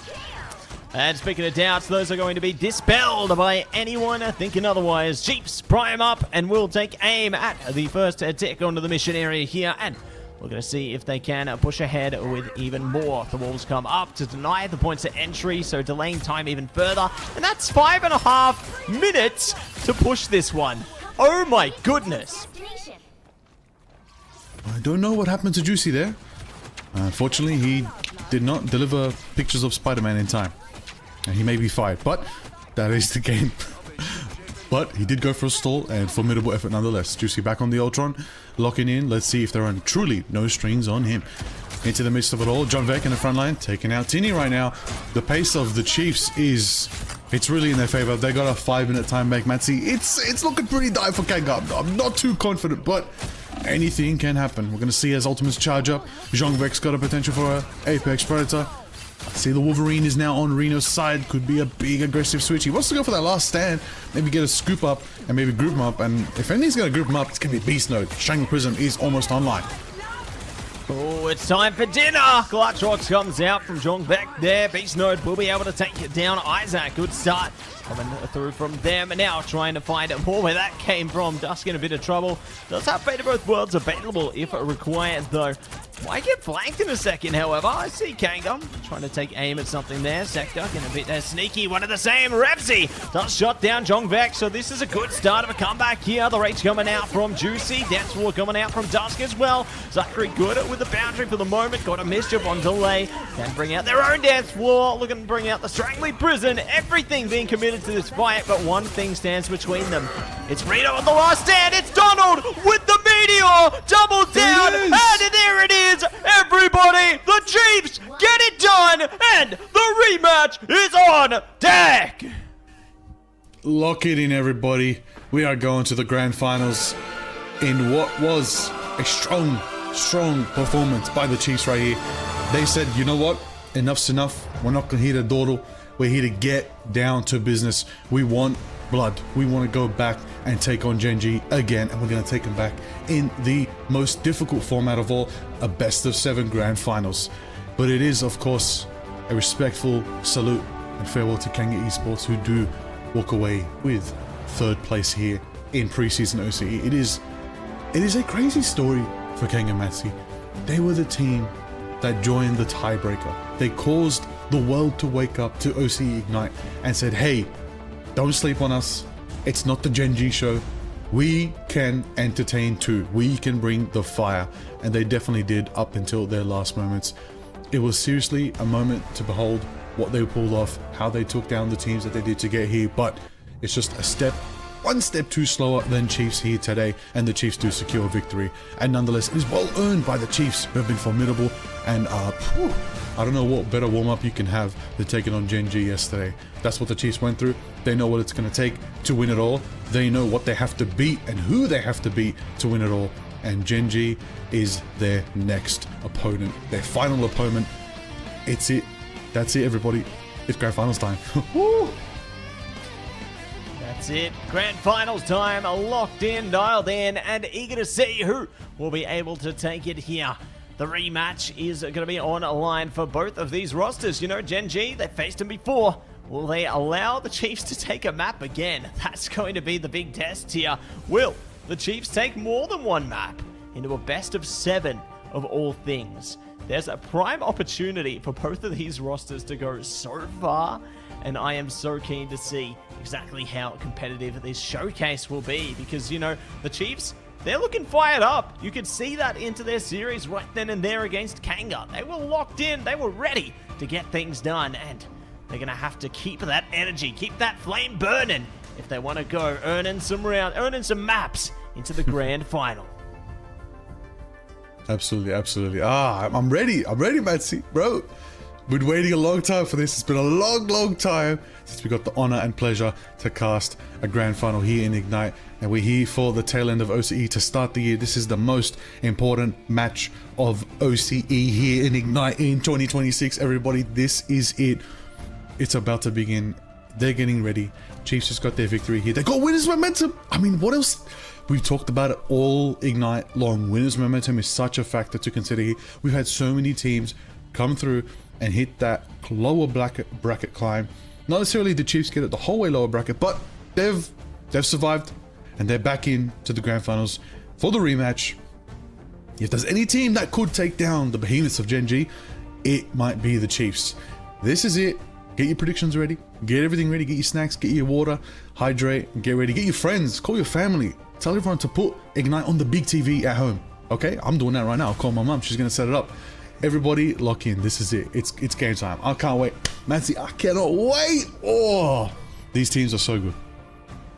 So good, and the best way to showcase just that here into the tail end of the preseason. You know, if this is what the year's delivering at the very beginning, I can't even imagine what the end of the year is going to look like, and the journey heading towards it going to be absolutely incredible. You know, we've set the bar high across every single region in the preseason. I think this is the most incredible tournament we've had yet, and yeah, I can't wait to see what else is yet to come here out of this series, out of the circuit as a whole, and out of all of these players, because I know they haven't even reached their full potential yet. You know, this is just the start of the road. We're going to explode into the year. It's going to be absolutely huge, but eager to see how huge things get, you know, as the series progress. Yeah, I mean, we're talking about the reality of we still have yet to do the merge. When will the best in Asia take on the best in OCE? You know, dream matches, for example. I'm just going to put it out there. You know, the names are very similar. The Chiefs versus the Pirates. That could be exciting. That could really make people go crazy. Get the partner teams going at it. Gen G and Reject. Want to see that face off, you know. Bit of Z10, bit of Kanga Z10, you know. I believe there's this storyline there. They may know each other a little bit, you know. A couple of the staff know each other on each side. Could be fun, could be dramatic, could be some good banter as well. We love good banter out here in Pacific. It's how we have fun, keep it lively, and get everyone motivated. But you know, that's only coming later. Okay, we're not getting our hopes up yet. We've got to be just a little bit more patient before we merge into the greater Pacific region. But it's time, everybody. Let's have a chat with one of the winners from the Chiefs. Welcome once again, Jong Veg. Fantastic to have you, mate, and big congratulations to you and your team there. You know, looking fired up as always. And I got to ask you, you know, was this exactly what you were expecting from Kanga out of that series, or did he expect more? I was pretty confident it was going to be a rerun of yesterday, of 3-0. I felt we played a little bit worse today. We're just like a little bit slower, a little bit... I don't know, we just weren't as warmed up, but we still got a 3-0 and still walked away pretty one-sided. So, yeah, it turned out the way we thought it would. That's fair, that's fair. I mean, you guys have massive momentum right now, coming from a 3-0. I mean, there's no better way to be prepared going up against Gen G right now, but you've gone up against them already. Yesterday, how do you feel going up to them now? You know, not a best of 5, you got a best of 7. You got more chances technically, but I don't think you want them. How do you guys feel going into this next matchup? We feel good. We just we went in there yesterday just off pure emotion and just eagerness to play the game. We didn't have like a whole lot of prep on them because they've been a pretty like isolated team. They choose to scrim mainly Asia, just for keep their advantage on Oceania, but we pulled through the first map strong, and then they took us to Convoy and Convergence, and we're a bit stumbled on the draft phase. So I think our draft was a lot weaker, and we were really underprepared on those 2 push maps, and I think we're ready tonight to fix the draft. It's great to hear, you know, that one, you've had that opportunity to, I guess, see them firsthand now and to kind of analyze some of what they're bringing into the mix there. Obviously, the data's slowly been trickling in as they played through their group stage, now facing off against them yourselves. Do you feel like today you could be the team to kind of take it to them and take the series away? Or, like, how do you feel this could go for you guys? I think we definitely can take it all the way. I think our team matches up pretty well into them, and I'm really confident in me and Reno as the DPS lineup to go against Bobo and Pethic. I don't feel like we're at a disadvantage at all in that matchup. So I think we're just going to play our game and hopefully make it best of 7 all the way. All the way. You know what? Hey, listen, I want to ask more questions, but Matsi, I want to let him go. I want to let him get ready. I think all of us want to get into this match, and let's just get into it, honestly. That's it. Let's get into it. Thanks so much for joining us, Jong Vek there. Do you have any final words to the people out there or to your opponents before you head in? Just hoping for a good series, to be honest. I want to entertain the people and yeah, fix off where we failed yesterday. That's it. Thank you. Lock thank down, you. lock in, dial in. You got this, Jong Vek. Best of luck to you and yours, and we'll see Lock you in. on the server. Awesome. Have a good night, guys. All right. Thank you. Yeah, for As now. well, good luck to you. Good luck. Look at him. He's ready, bro. Look at the courteousness, Focus the up. kindness. That's. I mean, JV, you got fans in the chat, man. The chat goes crazy every time we see Jong Vek on the interview. So, hey, listen, the fans in the chat. If you want to see Jong Vek again, maybe the whole team. Who knows? Maybe we get the whole team interview at the end. We don't know. But whoever we do interview at the end, whether it's from Genji or the Chiefs, it's gonna be well earned, well deserved, and whew, what the people want. It's crazy. It's crazy. We're almost there, and there it is. But of course, before all of that, Kanga Esports. Again, we give salute to them. We get some W Kanga in the chat. They did lock in and get third here in Ignite. And every other OCE team doubted them. They proved themselves and they made it to a podium finish nonetheless. So there was respect to Kanga Esports right there nonetheless. Big W's to them. Yeah, big W's all round.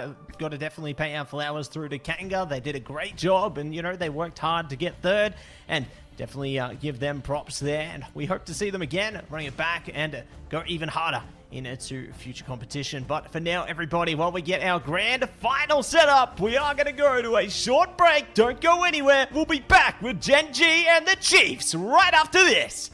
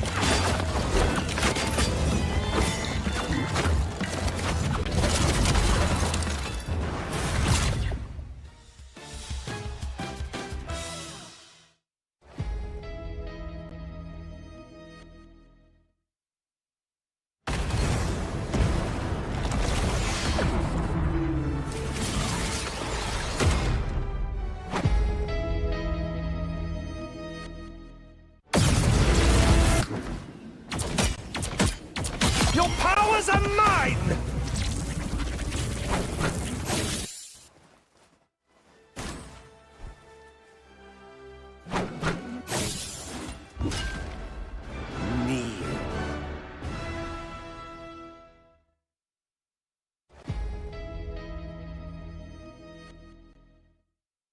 Puny God.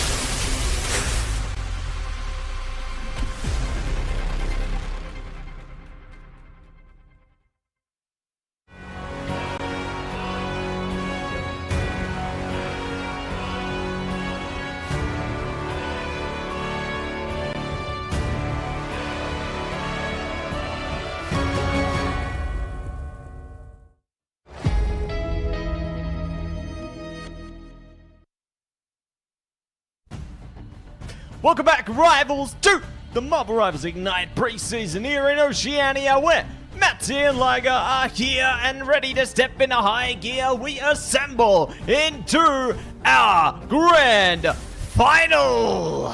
Genji, the Chiefs, your time is here. Your time is now. In the wise words of a great one, it's about to go off. It's about to go down. We're going to get into the midst of it. We are officially going to find out the best team in Oceania. We're going to find out today who's going to set the standard for the rest of 2026 Ignite here. It is good. It is glorious. So let's lock in another championship team here. America's done. EMEA is done. Asia's wrapped up. China's on the way. OCE following suit tonight. This is it, everybody. Lock in, or you're gonna miss out on a banger. So you better get ready. Matsi, this is it right now. The Chiefs have earned their way back into winner's grace here. They have a chance to take on Genji once again, even though they got knocked out earlier by them yesterday. Knocked down, I should say, and they had to fight Kanga today. They took down Kanga and are now back for revenge. The question is, have they learned something new? We had an interview with Jongvek earlier. He mentioned we kind of went in on vibes and high hopes last round, a bit of energy, but now we've got a game plan. We now know how to take on Genji as the games go on. And speaking of Genji, if you didn't know him before, you certainly do now. We've got the star-studded roster there. It's Duep, Skittles, Zenstari, FMCL, Bobo, and Salvation.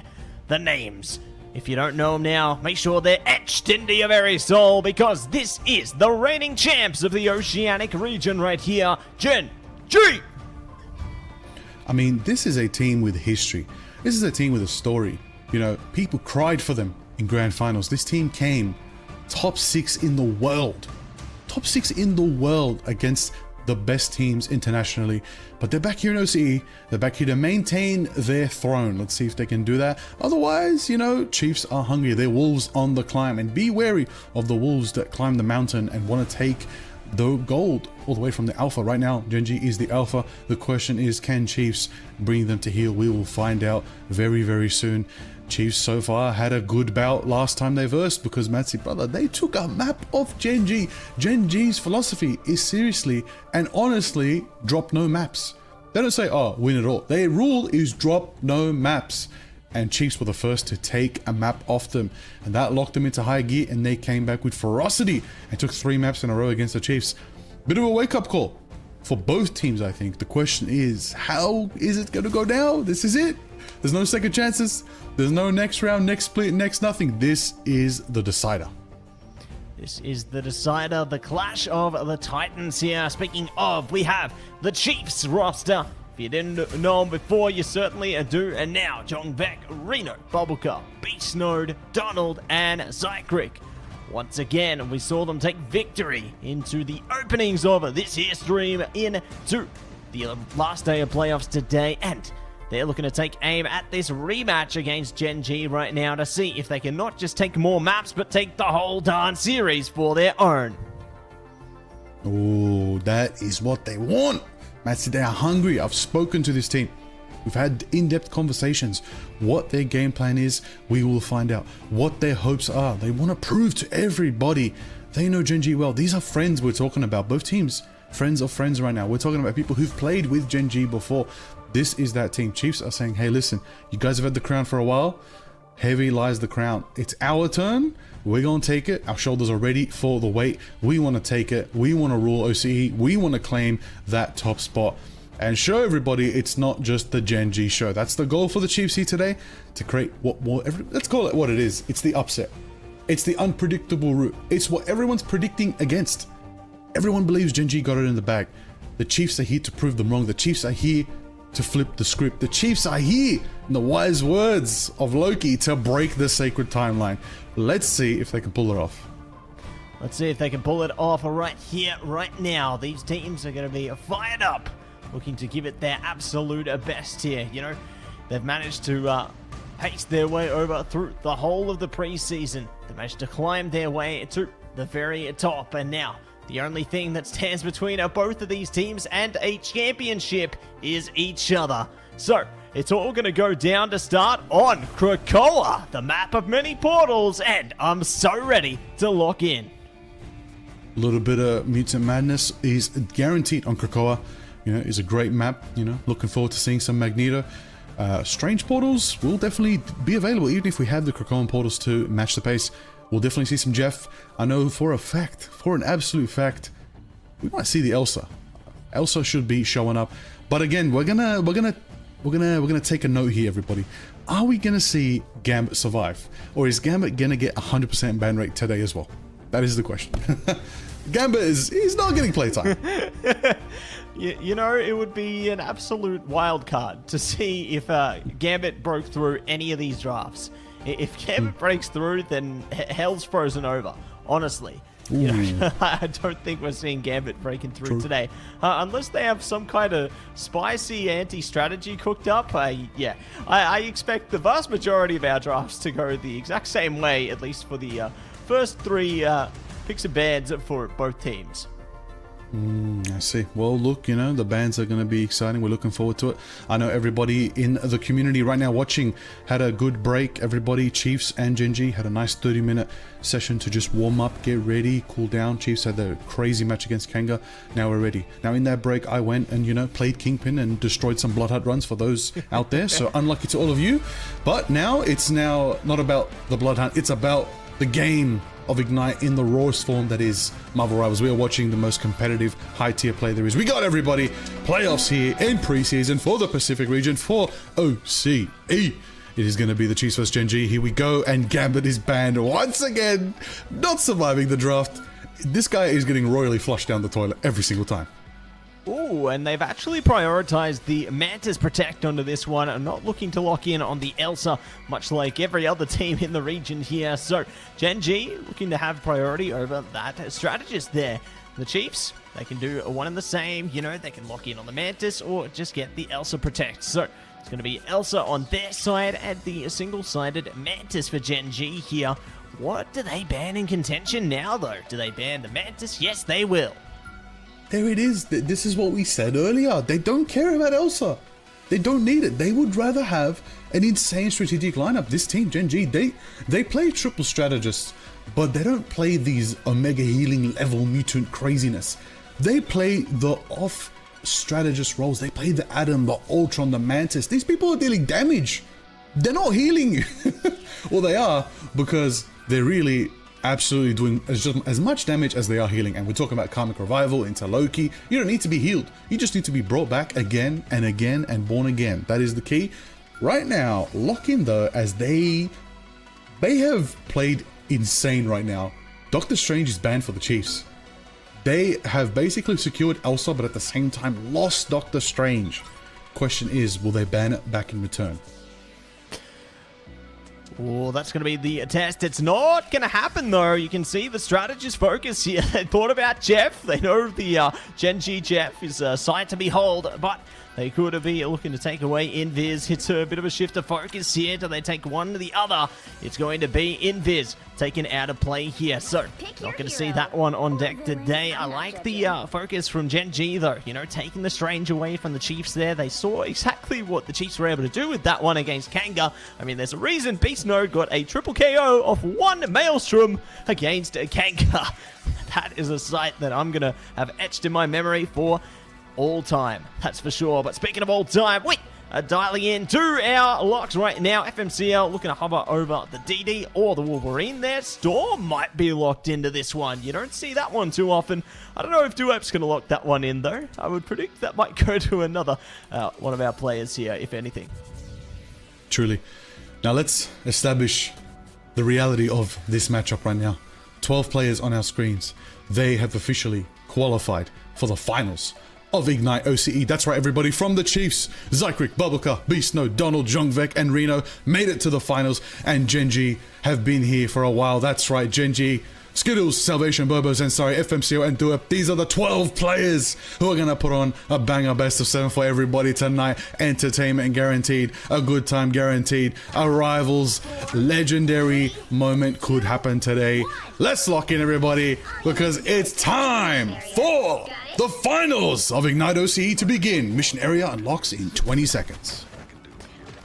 Looking to run it down right now and set themselves up for the beginning of this one. Zensari already scouting ahead. They're climbing trees, making sure to get their vision on deck there so then their team can prepare for the fight. But already the fight has come to them. They face off against a Beast Node, and we're going to see if they can force them back onto this one. John Beck, I like how they're playing from a distance here. No one's been able to get the opening KO so far, however, but Gen G, they're focused on that take there, already building a bit of percentage over the mission area. Reno's gone down, so far so good, and here comes the dive. They are thriving into this one, and the Chiefs need to find a way back.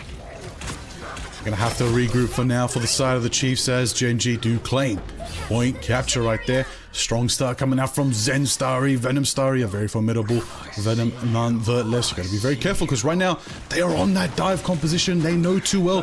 They're not new to this. Everybody's been picking up dive in recent patches, recent metas.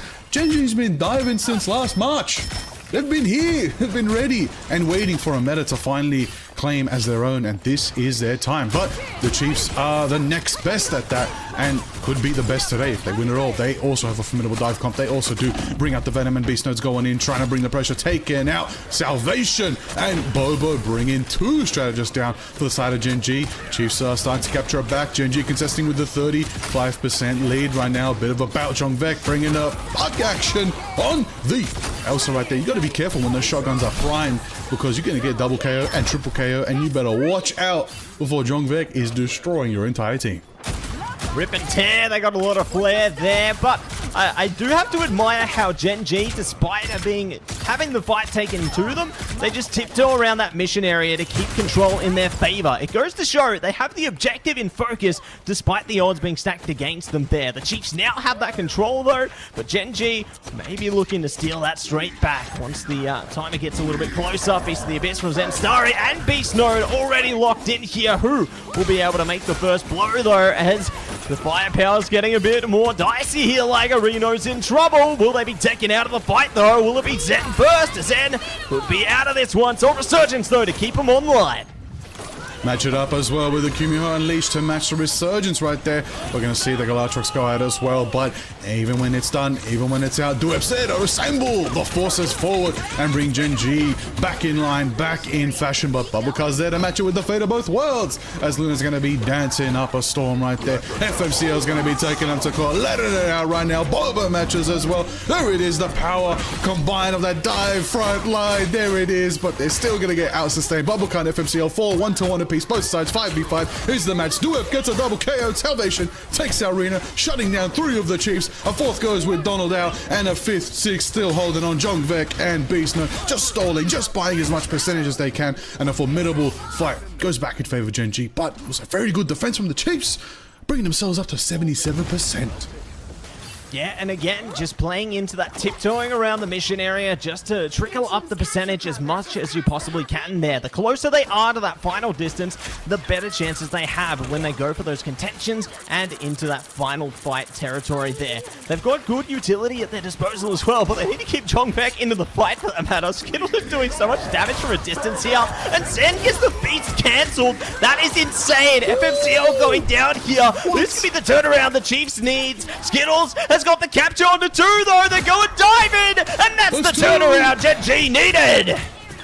There it is. They take 2 off the map right there with a bit of Skittles and the shenanigans of the Jeff right there. The land shark, you gotta watch out because he will take you off the land, and that is not where you want to be. Salvation taking out Dawn and Return. A bit of Galatrox action right there coming out from Jongvek. It's not going to get the piece, but it's still going to buy time. Speaking of time, there's not much left. We're talking about the 90th percentile. Gen G are about to hit the 100%. Chiefs are going to have to activate overtime. Can they do it? Can they contest? Yes, they do. Big powers and Starry taking out Bubblecup, focusing down the strategist, focusing next Jongvek. There's a Krakoan portal, and they're going to go through it. Maybe. Instead, they're going to go back and play it safe. Gotta say though, Ultimate's online gonna be Duep, forcing forward, bringing the Freedom Charge online, and a bounce of the shield takes us like a break in physics once again. Overtime's ticking down and out. The final chance for Chiefs to stall here, and it is a formidable stall from Beast Note. Salvation's there, and it's gonna time out 100% to Gen G. They claim the first round of Krakoa. And feeling the full effects of that Doctor Strange ban there. They have no opportunity to portal back for that final point of contention there. They have to suffer the consequences, you know, only having the higher mobility heroes at their disposal, and it all just staggers through from there. So well done to Gen G to hold themselves composed, but also one of the same. You can tell the Chiefs are locked into this one too. 77%. They're keeping this one close and competitive. Let's see how it all changes up right now, though. Donald made a bit of a change up to the Hulk for a second there, but no. It's going to be a back on deck with LeBron here, and I'm ready to see some of those dunks. Hey, I'm ready for... Hey, listen, we know what we want to see. The people are waiting for it. Dunkmaster Duep versus LeBron McDonald. We don't know if we're going to get it. We're looking forward to it. I want to see some dunks. It is the question. Maybe next map we might see it because Duep's locked in on the cap right now. We got Captain Duep, everybody. We got to lock in. Vibranium action. We got to be very careful, but nonetheless, they are rushing on in. Clean B-hops for Beast Node, by the way. Shout out Beast Node. Already in the middle of the map. Yeah, good rollout coming through there and ready to try and dive through onto the back line. But I mean, Gen G, they're playing this KO ball type composition. You know, even if they dive onto the back, everyone's kind of stacked together here. So they can't really get through them. But Gen G can certainly get through. They've already focused down Bubblecup and Zycreek there. So forcing the Chiefs to get a reset territory onto this one. And that means early mission area control going to be onwards to Gen G. And off the back of some staggered Oh, that's so devious. Staggered KOs for Gen G. They are playing the long game here. Oh, sword in the stone from the king right there. Duep locking in. Got to be very, very careful when you're dealing with Duep on the cap right now. Backed up by, like, look at this comp. This, you know, we always say dive comp, you know, dive comp. Gen G is running purely 6 dive right now. Like, they are not holding back. Salvation's in the front lines just as well. Probably leading the charge, taking Arena. There's the Kumiho. There's the Feder both well. Sustain is pouring in from both sides. 25% climbing for Gen G. But Jongvek is there trying to line up. Jongvek's hungry. Wants to let the Galatrox go and get value, but it's gonna be instead FMCL taking him to court again. Zenstar takes out Bubblecup, another pick, Jongvek down, Zycreek down as well. FMCL does fall from the pressure, but the rest of the team saves the day, and they do take out the rest of the Chiefs, and they make it worth FMCL's sacrifice. A worthy sacrifice into the grand scheme of things there. Going to be happy to conserve their resources and ready to keep building up that percentage there. But one in the same, the Chiefs can take aim at a retake here. They have almost 5 ults to their name. Reno's actually made the change up though off the Daredevil in it to the Wolverine here. This could be a big brain play because they can scoop up some of their opponents, isolate them out of the fight, and that could be exactly what they need to start the fights pushing into their direction. Speaking of though, Beast Node, big focus over the back backline there. Bobo in a bit of trouble. Has to get back towards their team, but it's not going to matter in a second. There's the kidnap, barrel leap, and that's the start the Chiefs needed. Let's see if they can keep it up. There you are, you cheeky. We're gonna have to. The Berserker's running out. The moment is there. Jongvek wants to let it go. Gonna focus on FMCO. Tries to go for it. Does get the value taken out. The Daredevil right there. But they're assembling. FMCO is gonna be down for this fight, but Dueb's gonna be there to sustain. Match it with the Kumiho coming out. Zykrik's gonna make it happen there. Dueb taking out Babuka as well. Galactrix goes out. Salvation is scooped and unfortunately pummeled into the wall. Donald follows suit, but the stall is online. Dueb gets the double KO. Gonna keep the pressure. Reno brings out the last stand and puts Dueb down. A worthy sacrifice for an all right there. Taking down the Captain America, because we know what Caps do. They stall forever and ever. They refuse to go down. We saw it in NA with Polly. Dueb's gonna try recreate it, but gonna get shut down by the Wolf for now. Bobo at the same time there, bringing the Kumiho, chasing through the Kraken portals, never letting Babuka get a moment to breathe, taking down the Luna. They fall 1, 2, 3, and that's gonna be 100-0 to Gen G.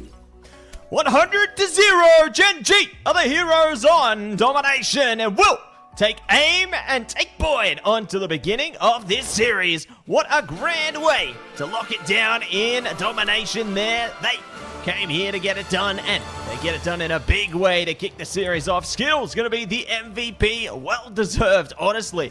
The impacts they were making, not just keeping their team online, but dealing damage from a distance there. I saw them almost single-handedly shut down some of those duelists just with their presence alone. So, W Skittles on that one. Really well done to them and theirs there. And now reflecting back on the Chiefs as well, they kept it to them. You know, we saw especially in the beginning there, they were focused up on this one. And I think maybe this is a little warm-up section, you know, domination. The start of the bout here. It ain't over yet.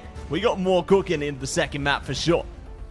Oh, we are in for an absolute, I was about to say 5-course, but it's actually 7-course meal, because we got a best of 7 here today. We're looking forward to it. This is the moment, everybody. First map goes to Gen G, but I gotta say though, Chiefs still looking very good. Very good. There are moments there, Reno knowing when to switch there, just a little bit hesitant on the trigger. I think the Chiefs need to activate earlier, get that value that they did get those flips earlier, and they will get some rounds under their belt. But Gen G activate sooner, and they get the value, they get the moment, and they build up percentage so well. Gen G, not only did they play so well on the front foot, Matsy, bro, they literally stall one by one. Like, people will leave the mission area to let a couple of them stall, then the other two come back, then the other two come back. They never defend an entire area as a full 6-unit team, which is something I've noticed. Something I see how they elongate fights and just get that extra chunk of 10-20% each time, which is why whenever they capture a back, they're already at 80%. All they have to do is defend barely a fight, and they just capture like that. So Chiefs got to figure that out. They've got to figure out how can they activate earlier. How can they just take that extra step to catch up to Gen G? Right now, Gen G's running up the stairs, but the Chiefs are climbing very much as well. The question is, can they trip them up? Can they send them down the stairs? Can they get a map under their belt? Chiefs have done it before. They can definitely do it again. Lock in. That's it. We'll see if they are going to be able to find, I guess, the difference maker there. I was very impressed with how Gen G, at least from a lot of the earlier fights, were able to isolate out those strategists. You know, they just dove straight in and managed to take aim and claim their prowess. But one and the same, we're going to cook up a little bit more around the storm here. We are going to be heading towards a break while we get our second map ready. And I'm eager to find out what it is. Let's take a second, dial it back, and we'll be back after this break.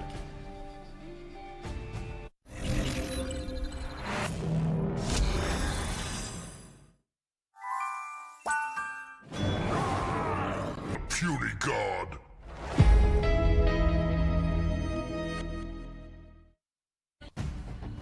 Welcome back, rivals, to our grand finals here. Matsy and Liger ready to take you in to map number 2 of Gen G, taking on the Chiefs to see who will be crowned our champion of Oceania. And Gen G, they came at it in a big way here. They are fighting through that map of domination, and my goodness, are they going to keep this up? You know, they got that momentum behind them now, Liger. Yeah. I mean, literally, just when we were about to say the word momentum and enjoy it, I'm done contemplating the word momentum. It's already a museum of contemplation once again. our favorite map in the world. We all love Museum of Contemplation, right guys? Beautiful map, gorgeous map, great design, great everything, but this map infuriates me. This map is the most like coin flip map in the history of Ignite. I swear to you, we're either going the long distance or nobody's leaving the first corridor.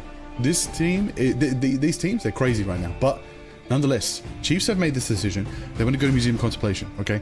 Which means they want to get intimate. They want to box things in and quickly try to set things up. I can see Groot being a factor. I can see even, we're going to see maybe the Thing, right? We have Dive on our screens a lot.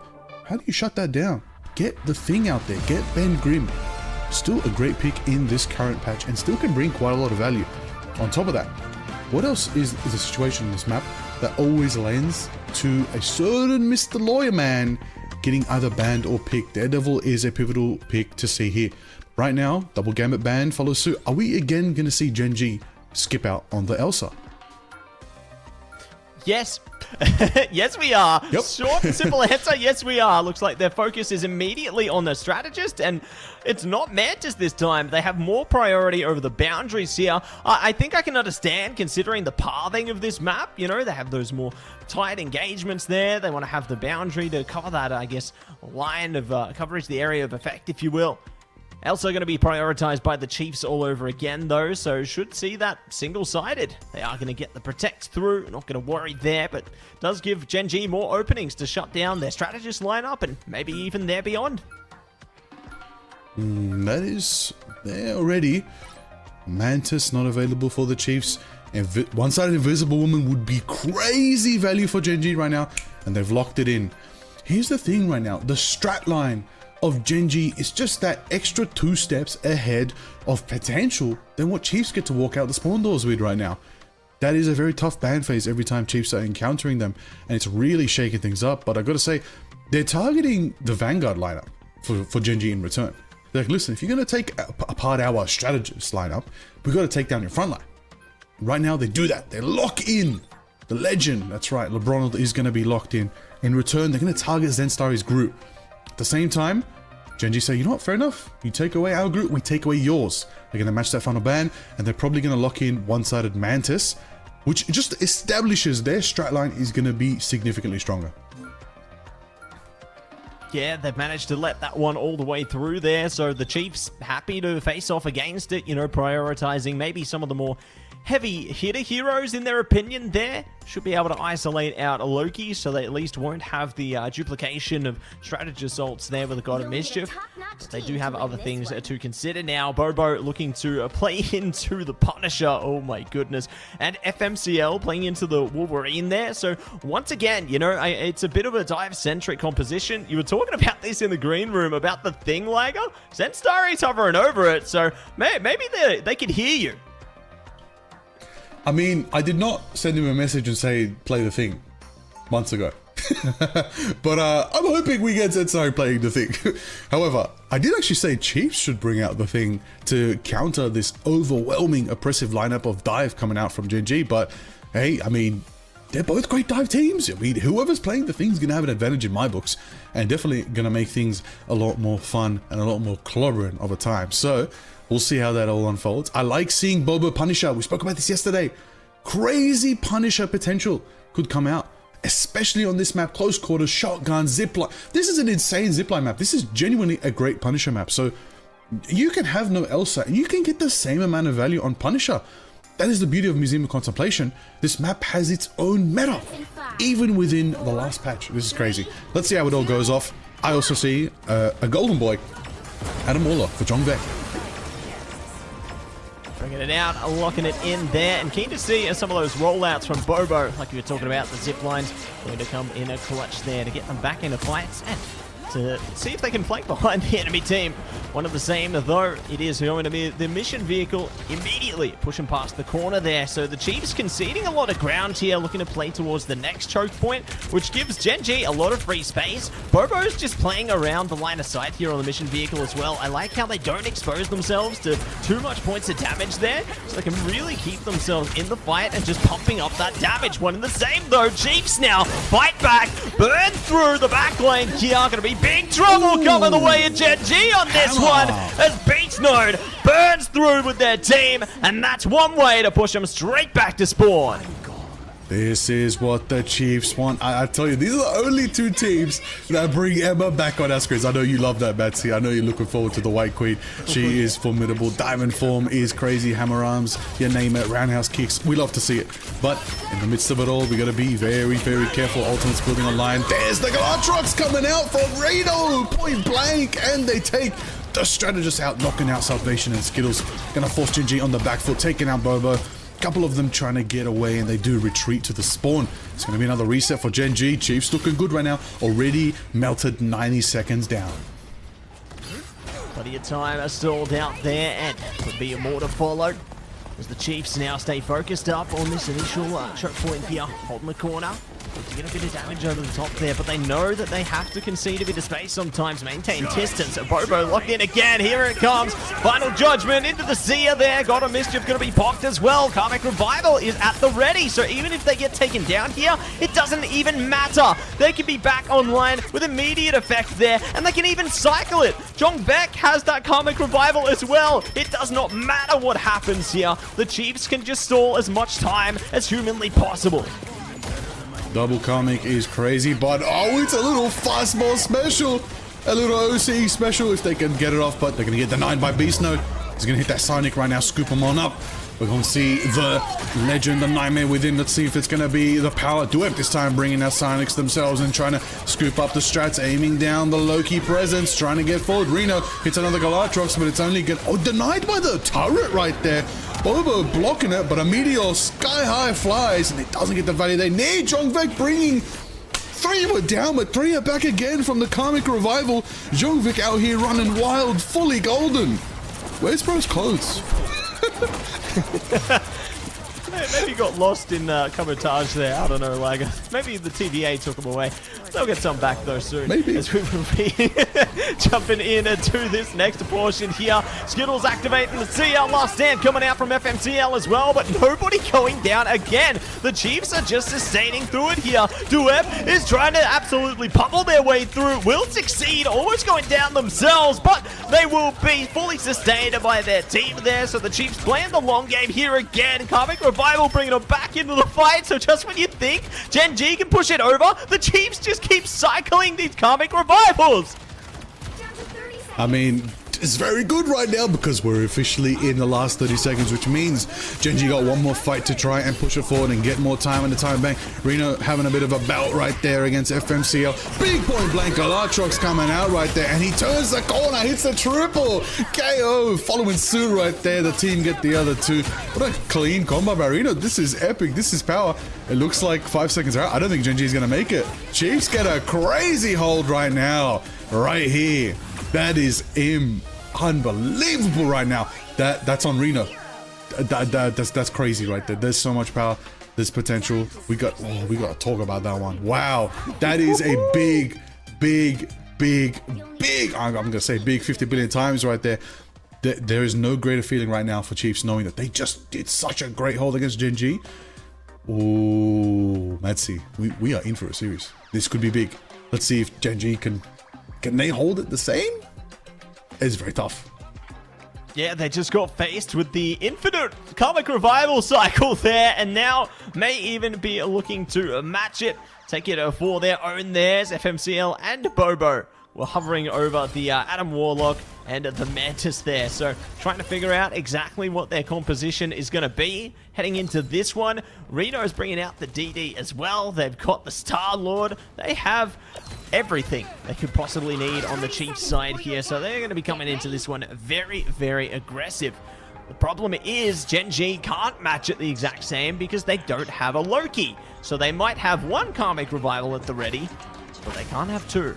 So that could be an issue here. We'll see if it is going to make a difference, though. At least they've got that Strange on lock, so they can manage to portal into this one if required there. And the big problem is the Chiefs don't have much distance to cover either. So time to get the gates open, Liger. Time to see who will break into this one. Let's get it.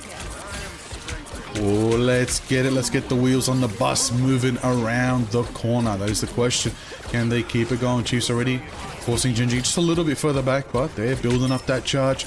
Without that, we got to bring attention to the triple strategist line from Gen G. They're running the item themselves this time, but no Loki.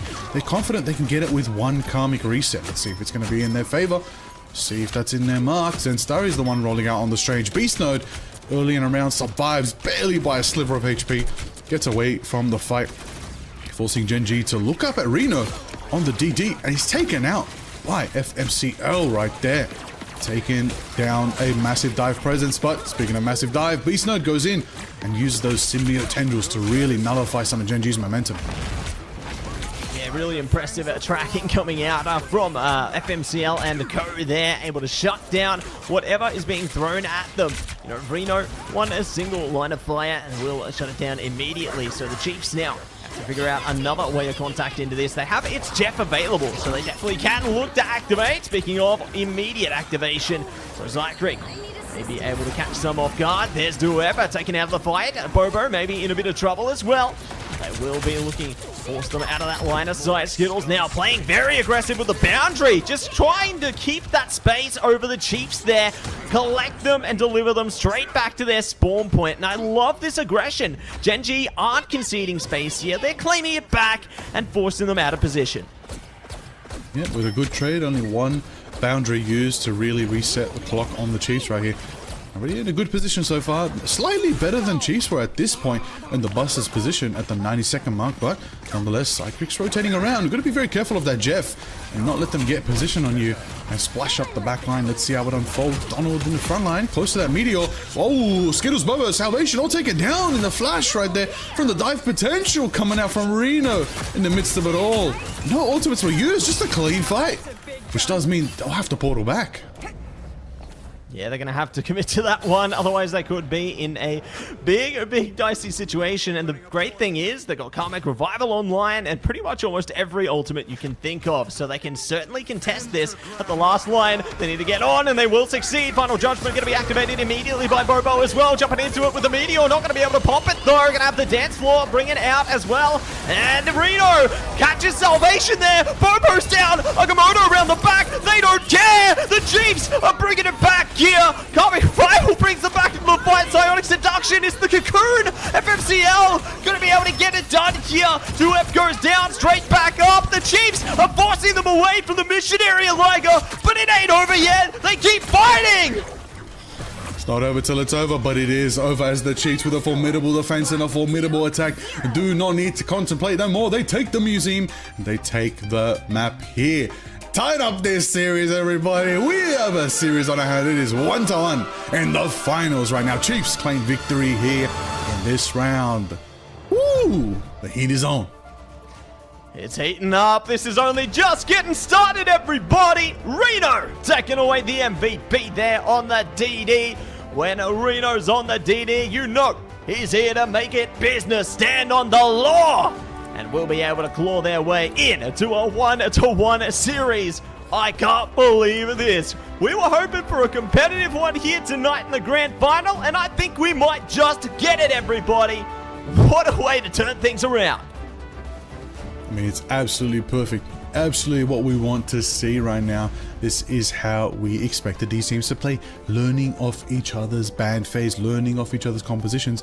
The Chiefs won on a comp that Gen G run so well, bringing up that Karmic Revival Loki. Gen G themselves didn't actually run it in return, and that is going to be a fact to consider. Why? Because they didn't have the Loki, guys. It was banned.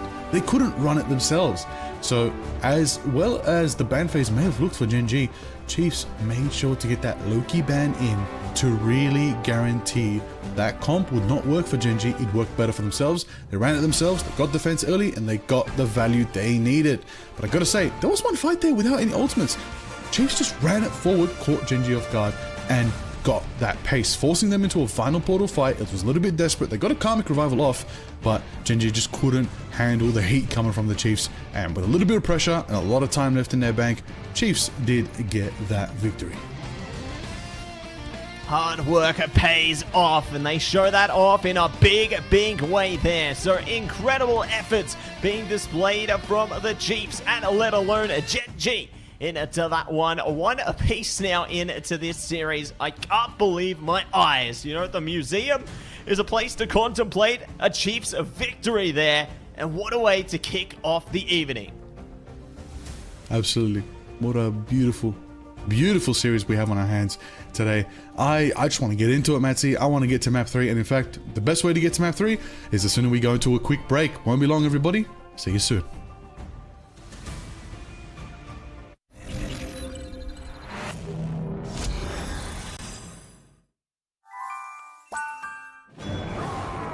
Holy God.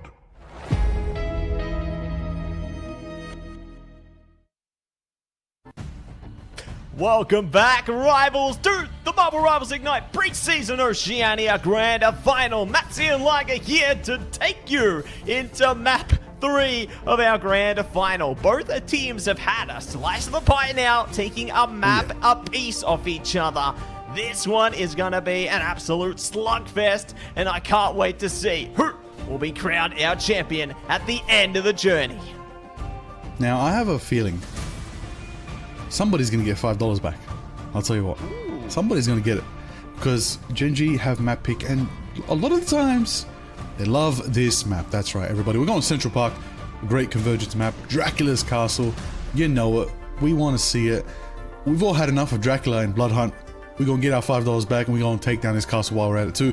Maybe, actually, Matsy, we might not even get to the end of the map. There is a chance these teams again hold each other at the starting outpost. It's literally so possible, and we've seen it time and time. We're talking about speedruns. I think I wrote it down yesterday. I think there was a 4-minute 48 speedrun on this map, and then a 4-minute 52 as well. Like, and Genji were the ones delivering that. So, hey, listen, Chiefs, do you guys got some speedrunning experience? We might find out, because honestly, what they just did on Museum of Contemplation, ooh, pretty good, pretty good.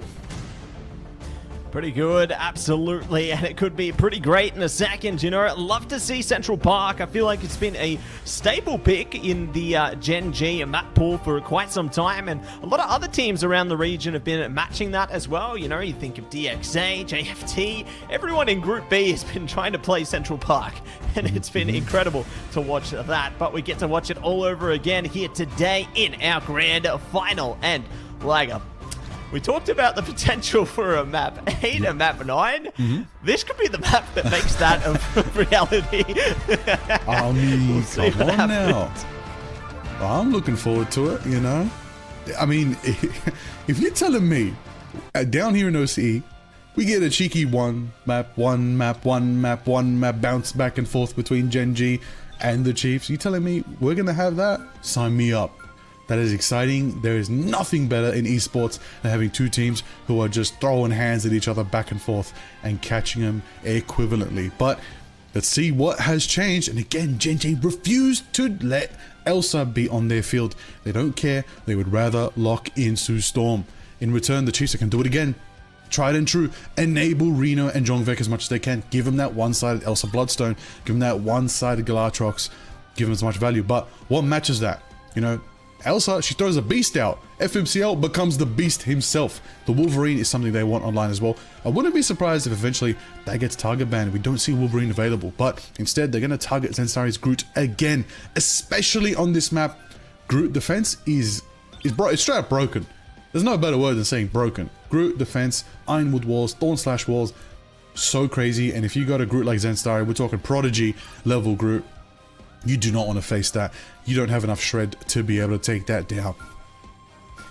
Absolutely not. And they are going to be taking that away. But Gen G, at the bare minimum, will be able to play into a solo Loki this time. So, conceding that is the Chiefs here. And now I can take one more thing away from Gen G into this one. What will that one thing be? It could be a Mantis, as there's no priority around that one. Gen G looking to cycle the Strategist Ultimates instead this time. And they don't care about the Elsa. You know, you can see from their focus, they're looking to potentially play into the Primal Flame team up there. Obviously, when you don't have the Elsa, you can play into the Phoenix, one and the same, and achieve a similar position. But it looks like they aren't going to be taking it in that direction. We might be seeing the Flames flame on in another way. No, I as much as I would love that, it's definitely not Human Torch. We're not seeing Human Torch. There's no chance. We're probably going to see both these teams go for the Adam Warlock. Why? Let's talk about it. Chiefs, they're on defense first, which means they want to bring out that Adam Waller Karmic Revival team up. Why? Because when Gen G are on defense, they have access to Loki. Chiefs do not, which means they can get the double Karmic, which is what Chiefs had last map. So again, they flipped the bans into their favor this time. Potentially, we'll see.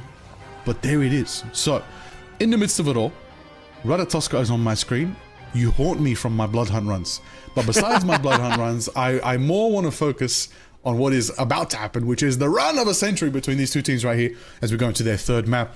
A nice map to, you know, break the tie for a little bit. Let's see who gains the lead back again in the midst of it all. I like what I'm saying. I have a feeling Duep's going to go for a cheeky start of the game portal and get them to the high ground early for the attack.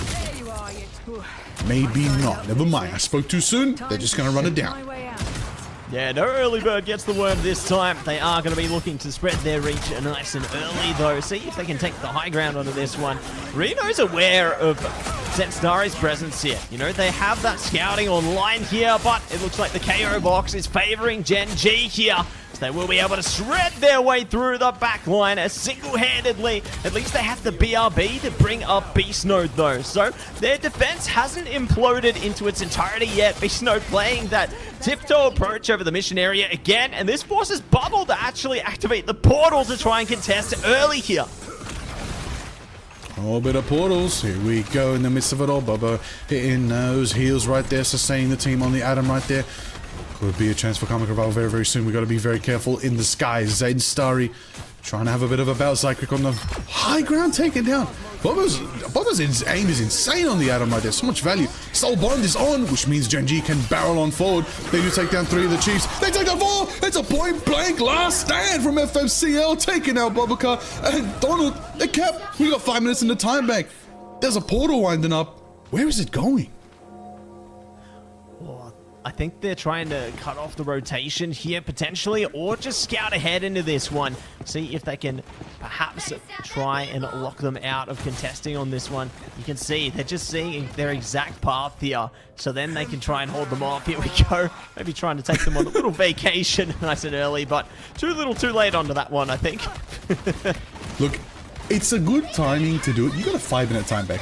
Portal's only going to be back in barely a couple minutes to 3 minutes. So you got to be very, very generous with that one right there. It's good scouting and it allows them to see what is ahead of them. But in the meantime, don't worry about what's ahead, worry about what's behind you, because it's a Galatrox and it's going to be Salvation and Skittles taken down by the pressure from Zhongvek on the Elsa Hall, taking down Boba in the skies. The 3 strategists are down from the Monster Hunter.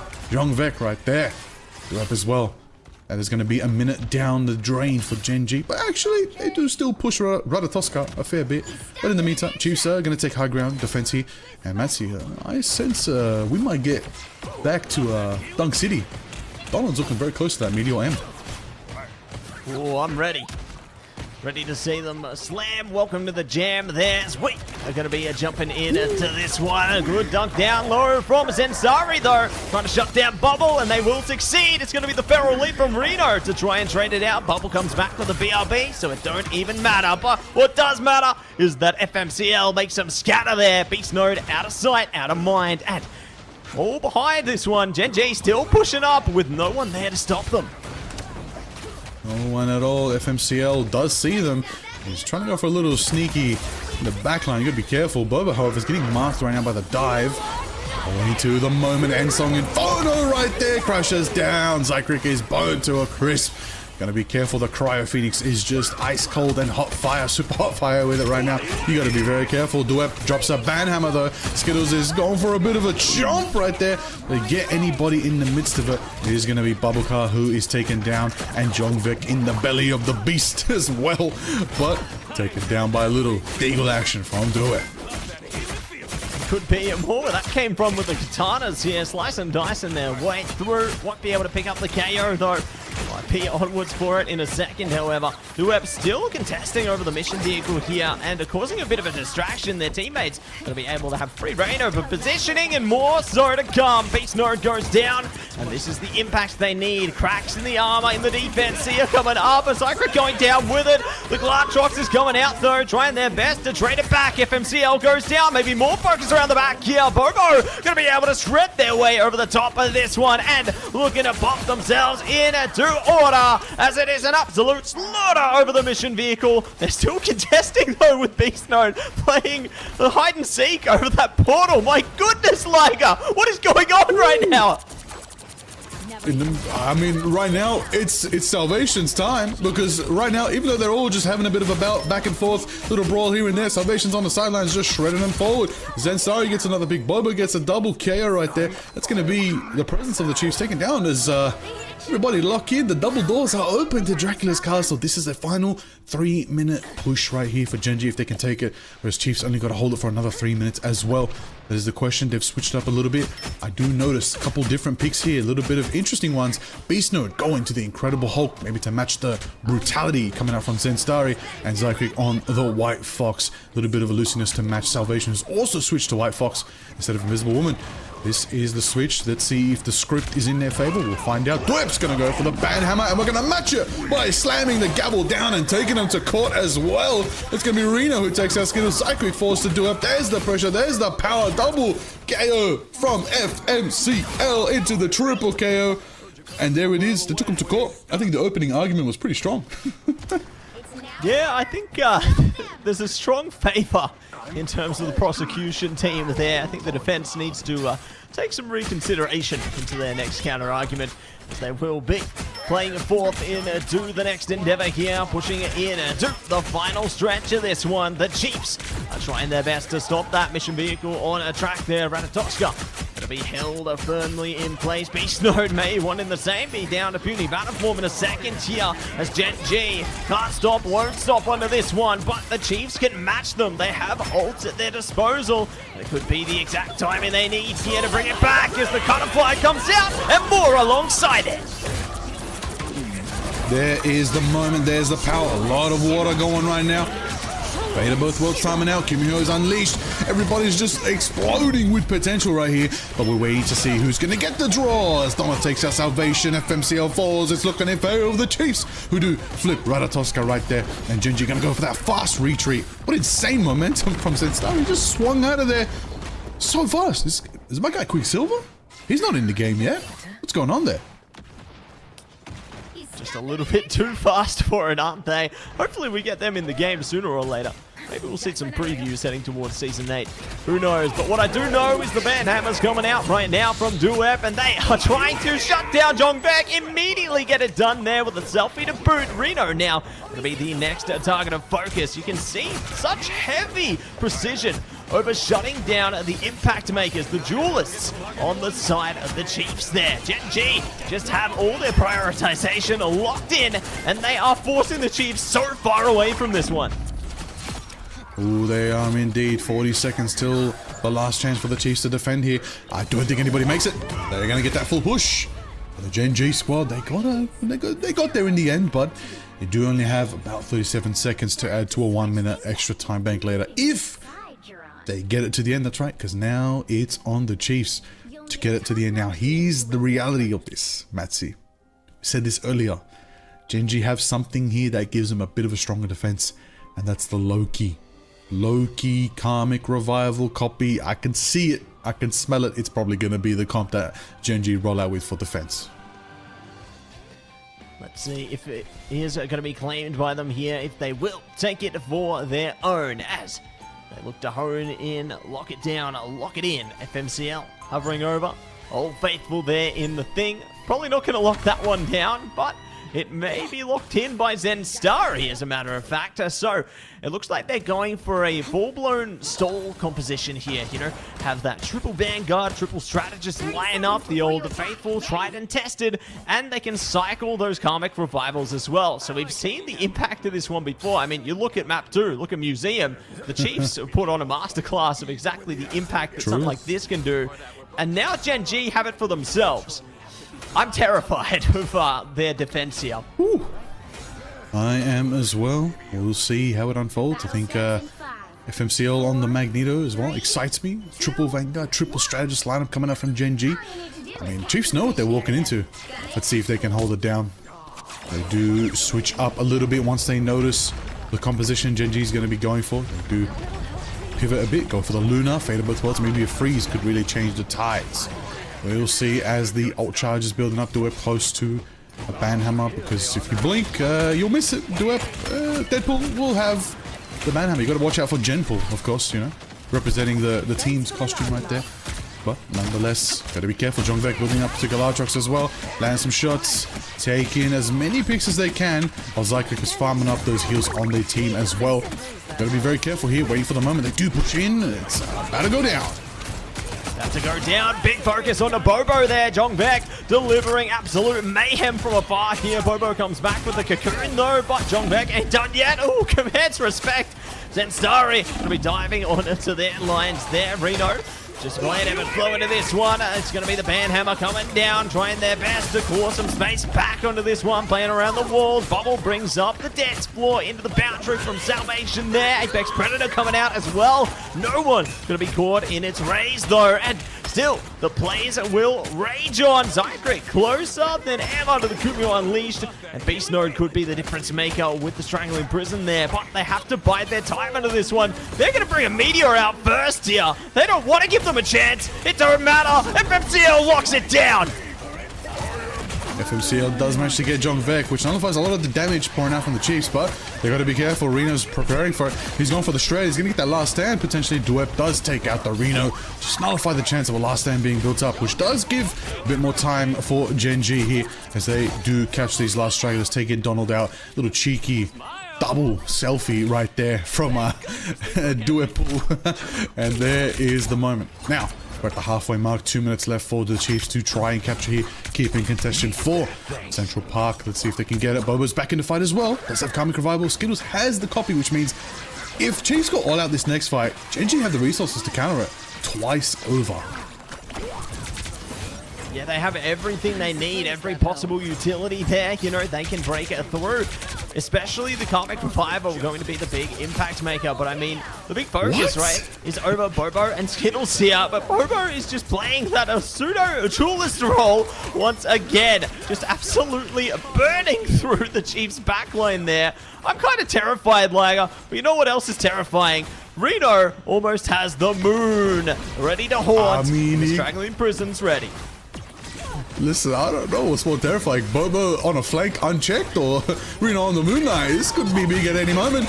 But speaking of a moment, Donald's going to go for the Sonic right now. Reno with a big rebound takes out Skittles. I mean, it's the ultimate counter to Loki. Moon Knight, you know it. We know it. I definitely know it. Duep going to get Donald taken down. There's a trade. Salvation takes Reno and Jongvek out of the fight. Salvation's just going for the backline bandit play right here. Just going with that bubble car. Salvation with the triple KO in the backline. You're insane. What are these strategists flank artists of themselves right now? You gotta watch out on all angles when you're fighting Gen G on this comp. Yeah, can't afford to give anything into this one. And now 30 seconds between Gen G and a potential victory here. The Chiefs with the very best they can to try and prime up. Skittles already got a Mischief activated and may be able to do more. Meteor coming out as well. Bubble has the dance floor at the ready. Jongvek into the end song there, trying their best to burn through. Boundary coming up from Skittles though. Clobbering time to stop them in track there. Jongvek goes down the moon, forcing them out of position, but it don't even matter. Gen G are playing around it, utilizing their mobility there, and will be able to push it into OD. The Chiefs fighting desperately to hold on to this map, but the curtains are ready to be drawn. Liger, Gen G will claim map number 3 in their favor, and we go next. Go next indeed is probably the mentality both teams are adopting right now. Gen G being like, let's go next and win again. Chiefs saying, go next, this wasn't our map. Unfortunately, I don't think Moon Knight earned that $5. It's unlucky, but respect to Reno bringing out the Moon. Just waiting for the moment. They could have combined with the Groot, but the Groot came a little too late. They couldn't get the value, but Salvation MVP truly earned, deserved. Oh my days on the Invisible Woman. Just literally like, you know what? I'm going to say it. Comic accurate Invisible Woman right now. Let's be real. Ain't no healing in your backline. Only dealing in your backline. Dealing pain right there. That is exactly what we're waiting to see from Salvation. That is a moment. Big moments coming through there, and an incredibly well-deserved MVP for Salvation from Gen G onto that one, and that means they will be back in the lead on this series, absolutely taking control of Central Park and claiming it for their own.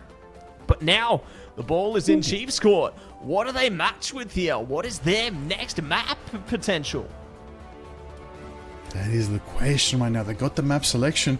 They're going to be very careful. The last thing they want to do is deliver a map directly to Gen G. Now, again, we're 3 maps in, which means we could rotate back to domination here, and things could be very, very in favor for both. Actually, I would say Chiefs might have a little edge on domination at the moment.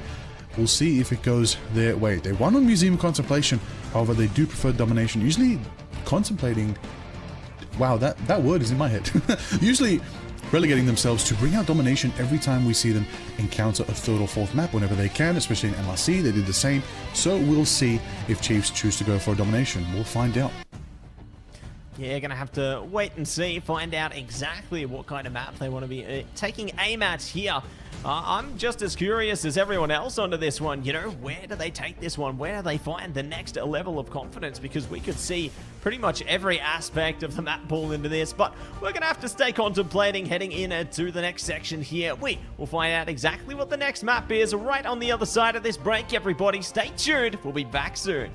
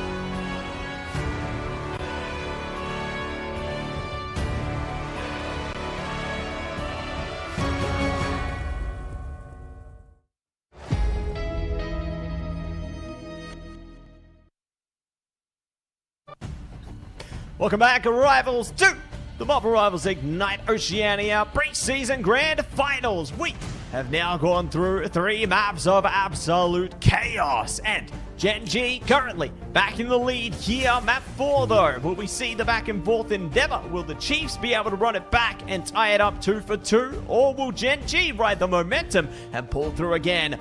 All is going to be tested into this one, Liger. Ooh, I mean, 3-1, that's what Gen G won.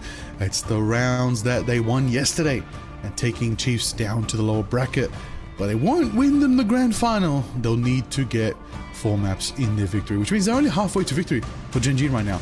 Whereas Chiefs, 25% of the way there, they need 3 more wins. They need to take this to 3 more maps to try and get their victory. They can get it here now because they have the map choice, and what they'll choose will really dictate a different scenario. Let's see as we go. Now, I've got to say, options on the board, most likely domination. And yep, there it is, Celestial Husk.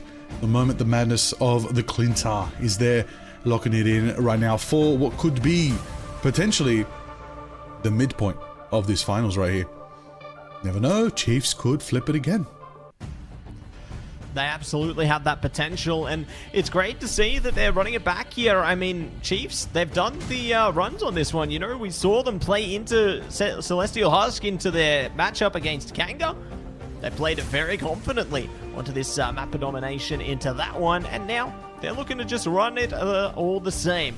And eager to see if they'll be able to have the exact same kind of game against Gen G, whether they might have a bit more competition here, as obviously Celestial Husker does promote even the best of plays, and I'm just keen to see what strategy they're going to be looking to bring out on the given day here. I mean, will there be an adaptation to the draft from the Chiefs themselves, considering the strategist focus that we keep seeing from Gen G?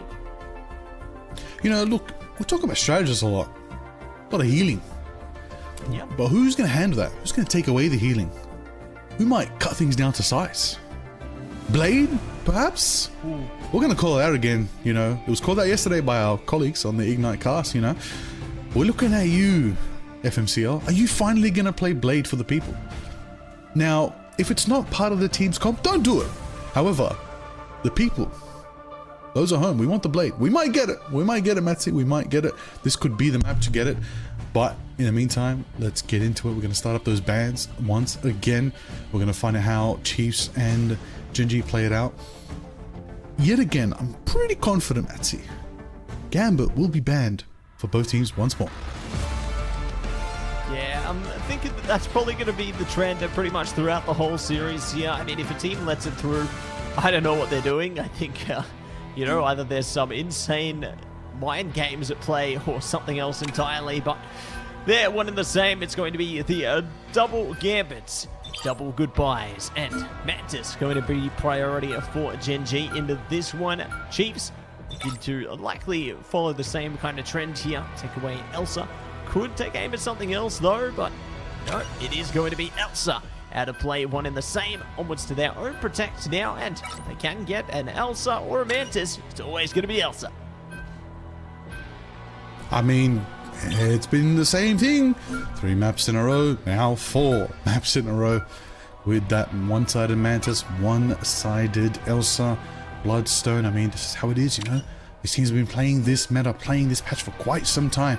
They've locked in what they want to run, but the differentials come in the back half of the bans in return. Genji will not have dual pull. That's right, duet pull. Sorry, fan pull is not available for duet pull. A lot of pulls, but I'm wondering where's the pool in my backyard. I don't have a backyard, but what I do have is insight and knowing that they're going to go for a one-side Invisible Woman this time, the Chiefs, and they're going to probably deny it from Salvation. I feel like that last ban will be Invisible Woman this time. That was a bit dangerous last round. And there's more danger ever imminent into this one. A big focus over Jeff though. So, looking to enable Skittles all over again into this one. Don't doubt it, you know, there's great drop-off points on a map such as this, so Skittles can get a ton of KOs should they choose, but I'm already liking the decision-making coming out from Chiefs here. They considered maybe the White Fox ban, but will be banning out Daredevil, so Pick your nobody hero. is going Or to be villain. the I'm not lawyer judging. on the case this time around. Everybody's going to be representing themselves here. Okay, well, Salvation lives to play Sue Storm another day. Lock it in. Now, don't do it to us. He's He hovering. can hear you, Liger. He can hear you. No, he can't hear me. I'm not directly spamming his messages saying play Blade. That's not me, guys. I promise you, I'm not doing that. Why would I Squirrel lie? Girl either? Squirrel Girl? I mean, hey, chopping up a Storm in Blood Hunt. Yeah. Well, are you sure we're not in Blood Hunt right now? I'm sure Surely because I don't see Moon Knight punching people. I don't see One day, Kingpin one day. either. I would Wait. love to see Kingpin. Hey, I might. Hey, listen. If I look in the mirror at a certain angle, at a certain lighting, maybe I too know Vanessa. But in the meantime, besides knowing about Vanessa, I do know what it takes to witness ruling New York. And the question is right now here on Clinton's equivalent of New York, aka Celestial Husk. Let's see where we can find the big apple, or rather it's a big egg. Anyways, enough about the Clintar lore. Let's talk about the map, the main, the name, the games, the players, all on our midst. Donald is winding up a portal right here and gonna go for the high ground to start the Chiefs off. Yeah, good scouting coming through there. They can stage themselves on the high ground and look to clear the space nice and early. So they're already taking aim at the priority picks there. Bobo in a bit of trouble with a bullet coming out as well from Jongbak. So going to see if they can command respect into this one. One of the same at Genji. Not allowing them too much time to think here. Already trying to dive onto their backline and thrive all the same. Reno. Ooh, could make it work here. Almost catching them. There we go. Zenstari out of the game early. So a great advantage being gained by the Chiefs here. But the fight's not done yet. The rest of Genji still there. But it's big focus on the flank. Jongbak able to command respect there. Will be able to shut them out of this one. And the Chiefs take early capture. There it is, starting off strong right now. It's exactly what the Chiefs want. They want to get that percentage, they want to get that first moment so they can set up defense, set up high, set up low, and really bunker in and work with this Guru comp that they got going on right now. Gen G, however, commit to the full dive. Let's see where their opening mark is. Gotta be careful though. Salvation's gonna have the boundary soon. Reno's charging up. I think Reno might bring a good last stand here, but Donald's taking quite a bit of damage right now. Gotta be very careful when they're lining up those shots. FMCL is very crazy with those needles. Yeah, they are very lethal when the push comes to shove there. Salvation good to match the dance floor with the boundary. We'll be able to drag things out a while longer. FMCL can join the fight as well. Soul Resurgence right around the corner.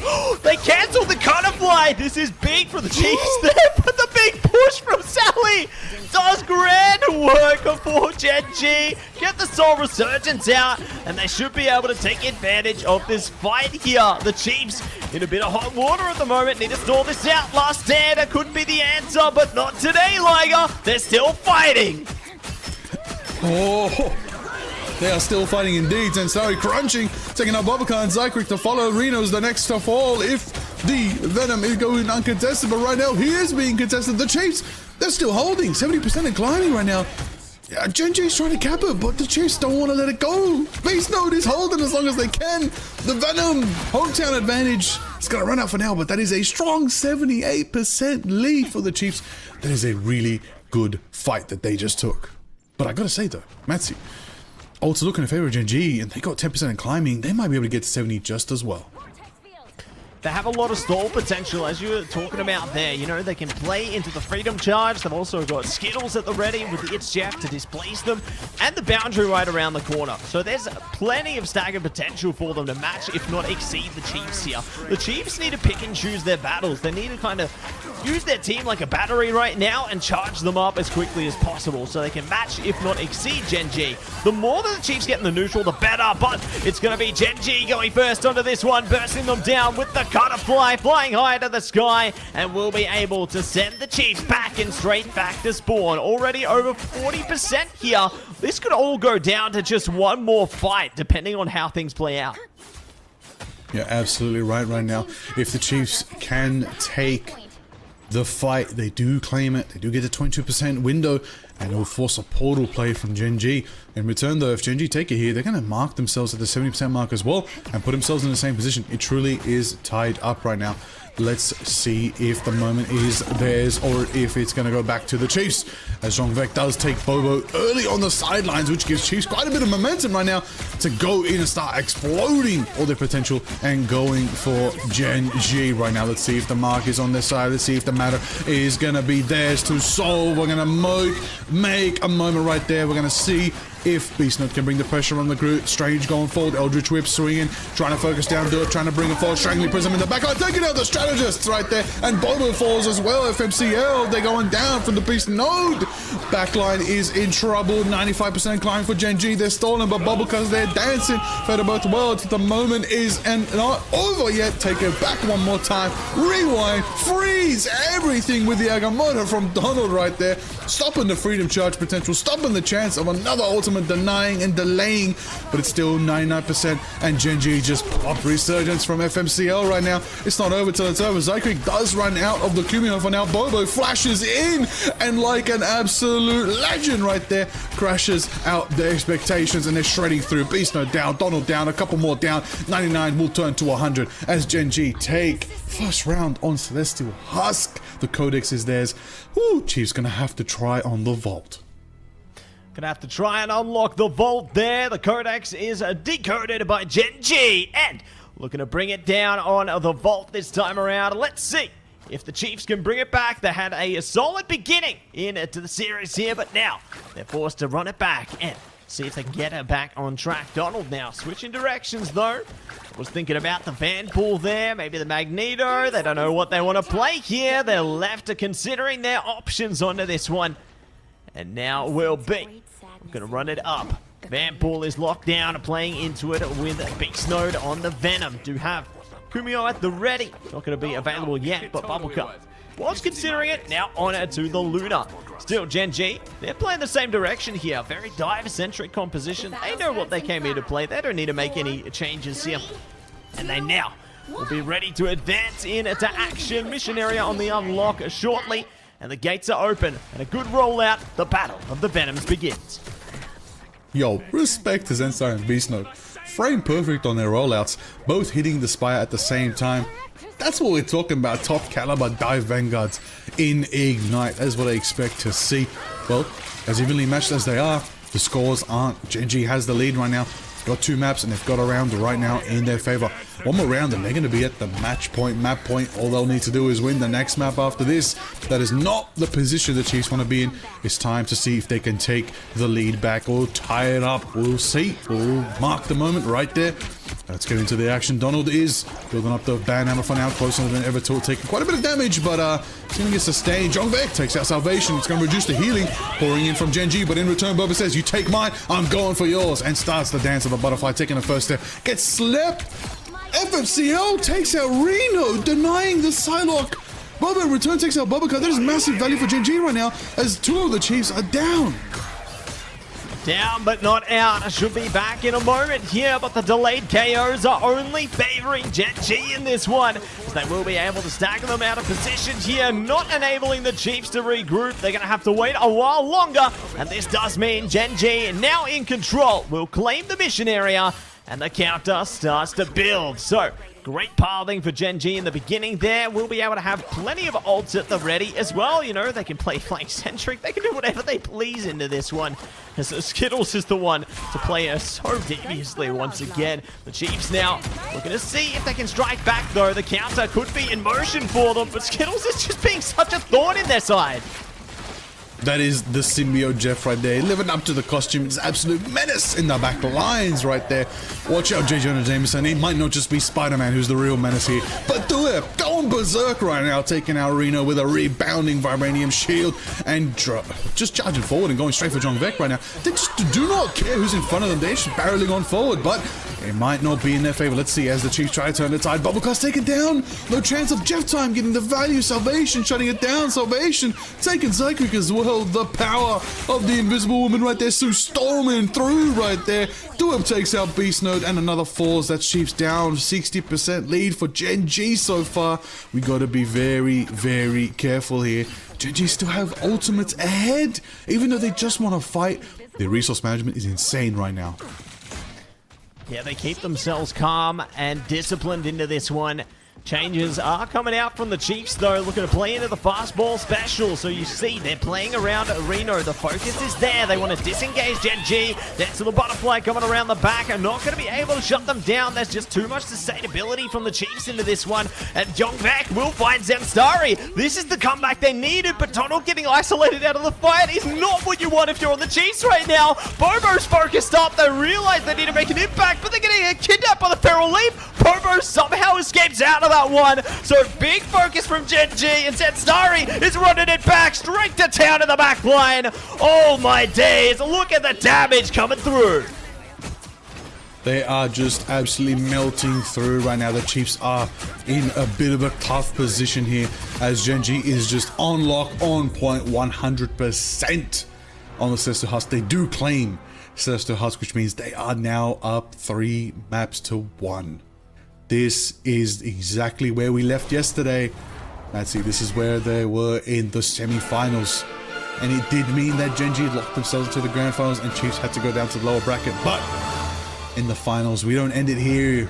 We do not end it at a best of 5. We're at a best of 7, which means right now we're going into map 5.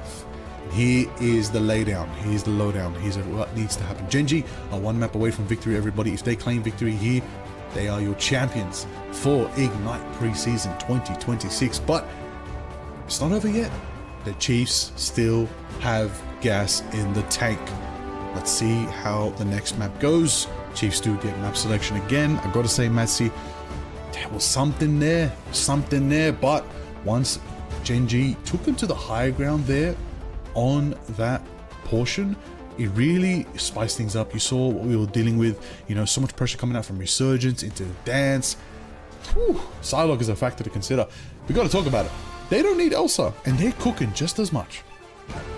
Yeah, it goes to show, you know, even without one of the arguably strongest duelists in the game right now, they managed to make it work around the compositions that they engage with here. They play into the combination of ultimates to success. They managed to isolate out the fights to success all over again. It's just so impressive. how they've been able to hold it together. I mean, towards the end there, you know, you thought maybe the Chiefs would find some presence back when they shut down Zenstari, but then Bobo is just running it all over the Chiefs' backline there. And it was just an absolute insane change of focus. They managed to drain it all the way through and run it to get the map victory. So just such incredible adaptability.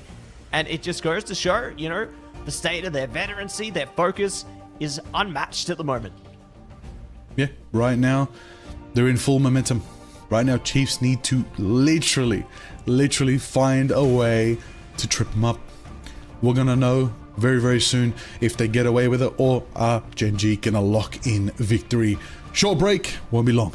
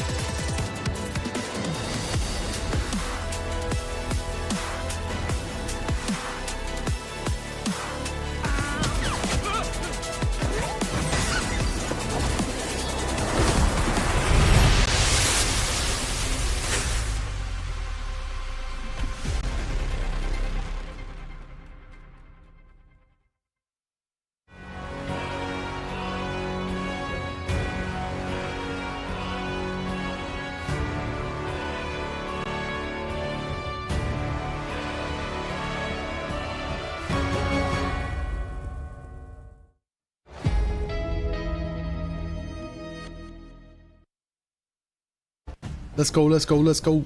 Yeah, let's run it!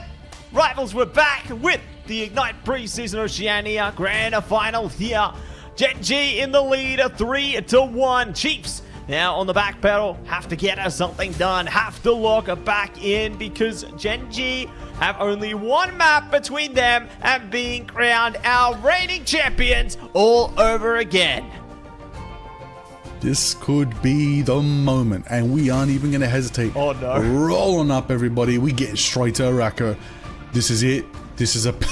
Oh, you know... Betsy, bro, you know what comp we're about to see. Alright, this is a tried and true strategy. I mean, they've won tournaments before on this. I don't know. This is tough. This could be a dangerous pick for Chiefs. Gen G really do perform very well on Araka, but... momentum might be in their favor, but I do believe there's a lot of people in chat believing in the Chiefs' victory. Let's see if their energy can be sent over to the Chiefs right now. Let's see if it can matter, if it can change the tide of the waves here today. We're going to see how it all goes off here. This is it, everybody. This could potentially be the final map of Ignite Preseason for OCE Pacific. This is it, unless the Chiefs still have something to say. This is their chance to make a big statement in a big way here on Arako, the map which you should fear, or we'll see teams step into high gear. I mean, we've seen it all before, you know. Arako, the place to make yourselves known. If Wolverine breaks through, I'm terrified for some of the compositions that could come through out of this one. I mean, we've seen it all before, you know. We saw big moments coming into the group stage there. You know, you think back at Joji, actually, to keep their team online on Arako. Seen huge stuff coming out from many player on Arako, and we're going to see it all over again, Lager. This is the one to get it done. Hey, I mean, you mentioned it. I gotta give the lad a shout out. Shout out Joji, always delivering a good old Hex KO on Ignite OCE. Shout out Joji. All right, represent. All right, into the midst of it all. It's gonna be defense first for Chiefs. They've opted to go for defense here, which means they might want to recreate the Museum of Contemplation once again. Let's see if they can pull it off. And it is a 5th map in a row, everybody. Gambit is gone. We are not getting Mr. Remy LeBou. It is going to be out of here, royally flushed.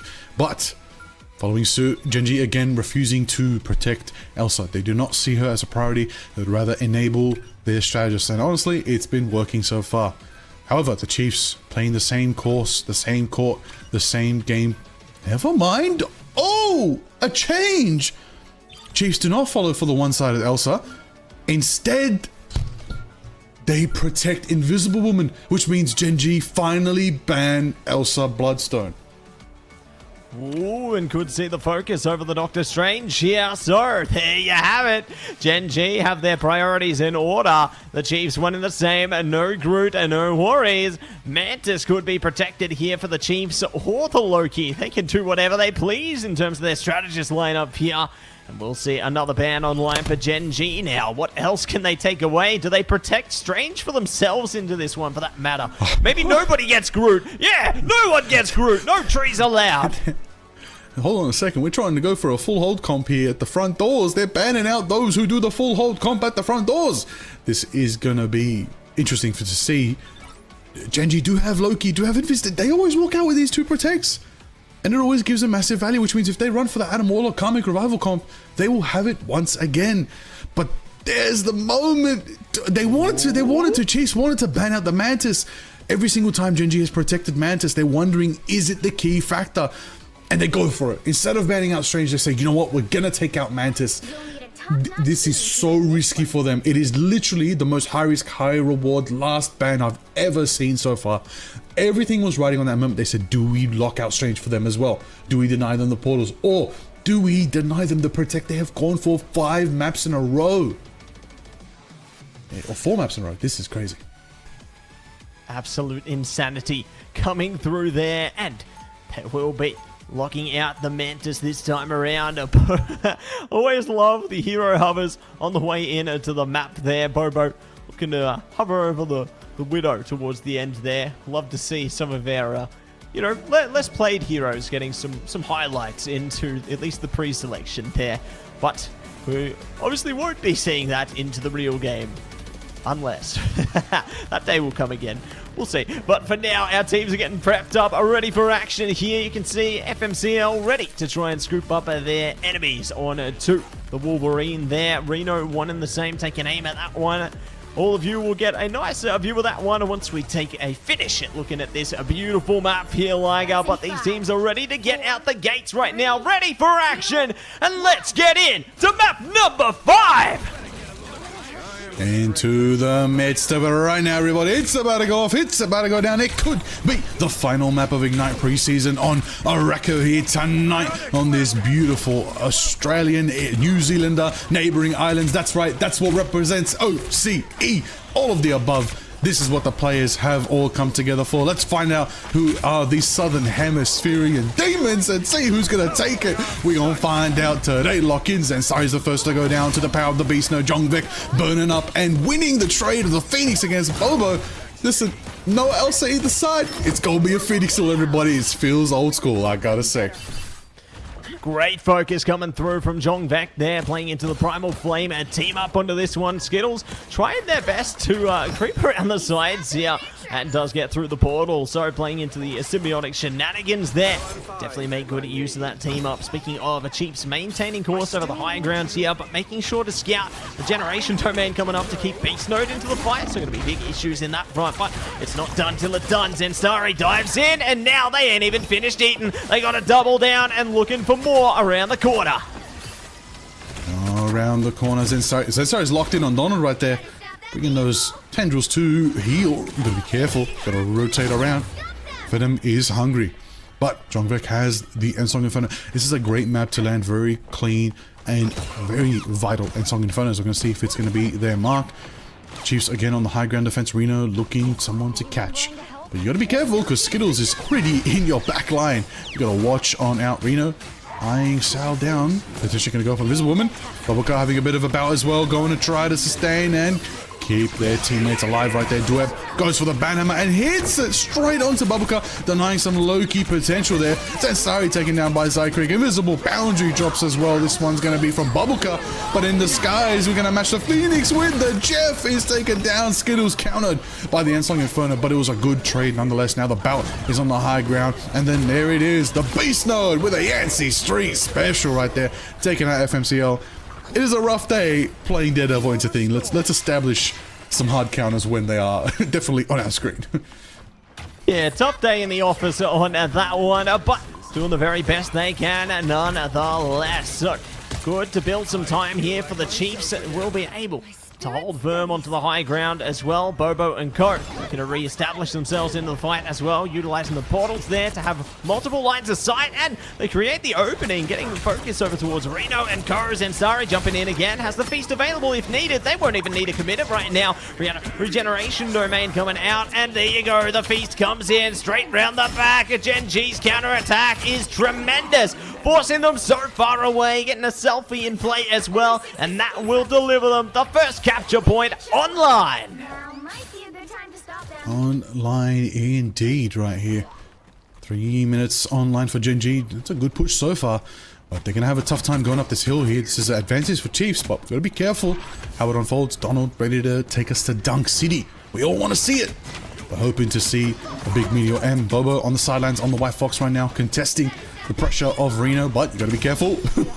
Turn a corner and the thing's gonna be jumping at your face right there. But Kumio unleashed right now into the box moment. Everybody's in a very, very small room right now. The Meteor goes down. Donald takes out Zansari. The rage of the Daredevil FMCL is being let out right now. And there it is. Beast Node, Haymakers flying forward, going forward, rushing forward directly for the Daredevil. But they're gonna rotate around. They take Bobuka. Cycling falls as well. FMCL return taken out by Reno, and Beast Node's down. Jongvek burning it up right there, trying to match the pace. Look at them, so fast with it right now. These players, I can't keep up sometimes, but they are on the mark. And even though the fight is going on the sidelines there, Metsi, Salvation's just chilling, taking the convoy up the ramp. Everyone's fighting a war in the corridors, and Sal's just like, cool, I'm gonna keep on moving.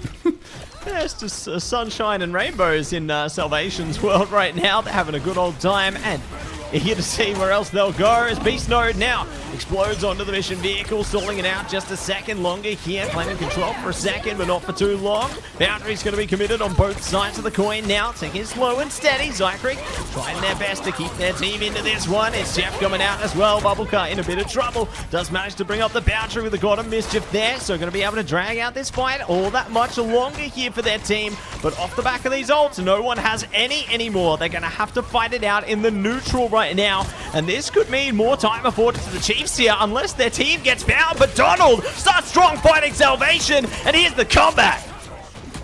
Oh, the moment, the power right there. FMCL on the Daredevil, he's getting his marks. He's going straight for the Vanguard, saying, I've had enough of you guys going after me. I'm coming for you. You better watch out when the Daredevil is backed up by their team right there. And again, they push it to the final gate, which means they got another cheeky amount of time added to their bank. Here we go. Final 2.5 minutes. Can Gen G take it to the end of Araco? That is the question here. Duep on the Gen Pool. This is the moment. We're going to see it. We're going to witness it. I got to say though, Matsi, Beast Node switching to the Hulk here. Pretty good choice. Really formidable, but I'd rather see the thing with it too. Why not get the full team up? Payne Brothers.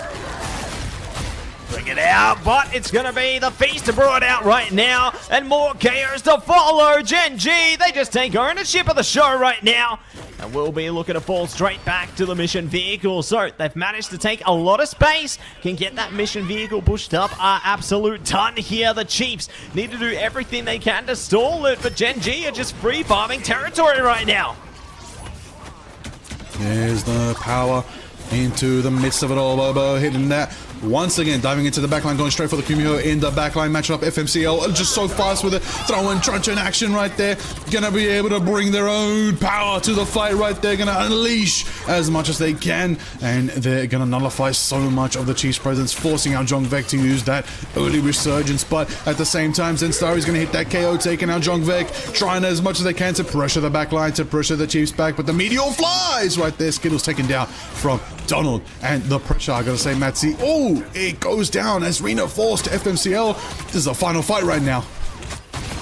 Final fight territory, and we dive straight into it. Zensari, good focus over the strategist there. Hulk smash coming out from Beast Node right now. Zachary gonna be bringing out the Gumio Unleashed. Oh, what a sedation coming out from John Beck there. Stopping Zensari in place there. Gonna be it's Jeff coming out into the rage. Everything's getting activated. Soul Resurgence, you think of it, it's shut down. Reno's letting the devil out as well. Wager, they are fighting desperately to hold on to the defense here. Stalling out the time as much as they possibly can into this one. It's too little too late. Gen G shut the gate with 46 seconds to spare.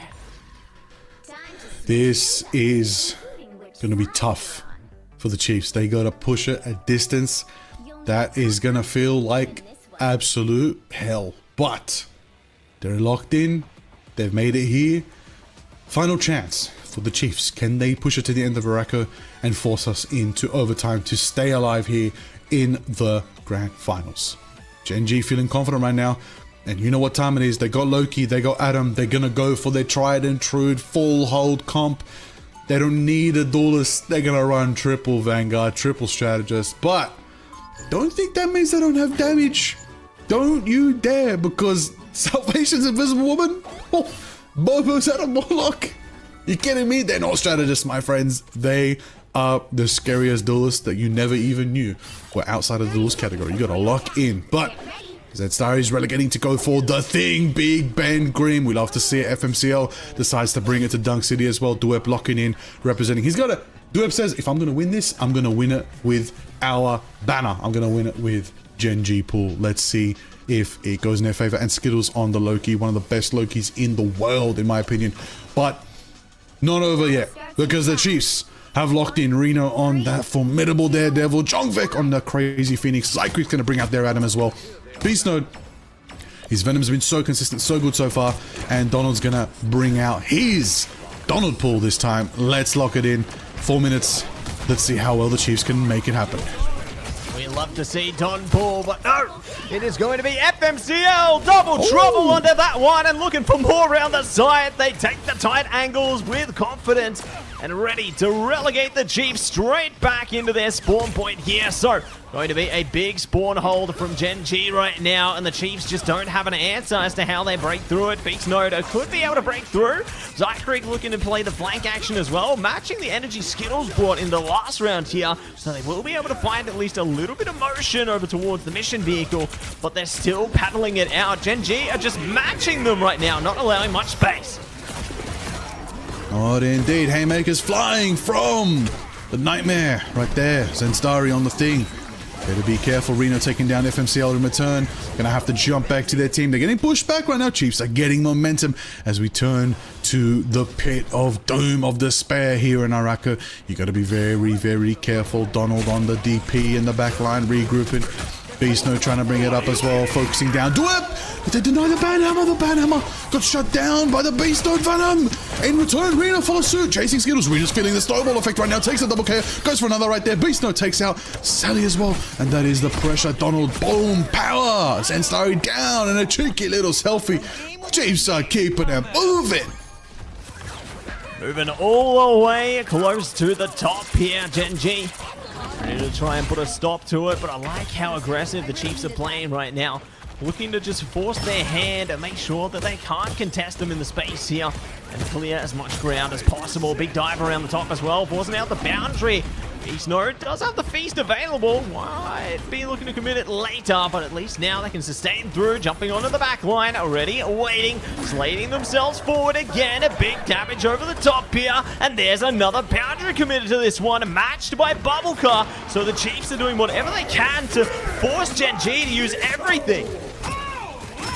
Now is the moment right there. Beast Node taking out Salvation, but it doesn't matter because Bobo hits it. That's right, Karmic Revival goes off. Cocoon is online. Zensari is taking a bit of damage, but gonna hold it off and bring that pressure.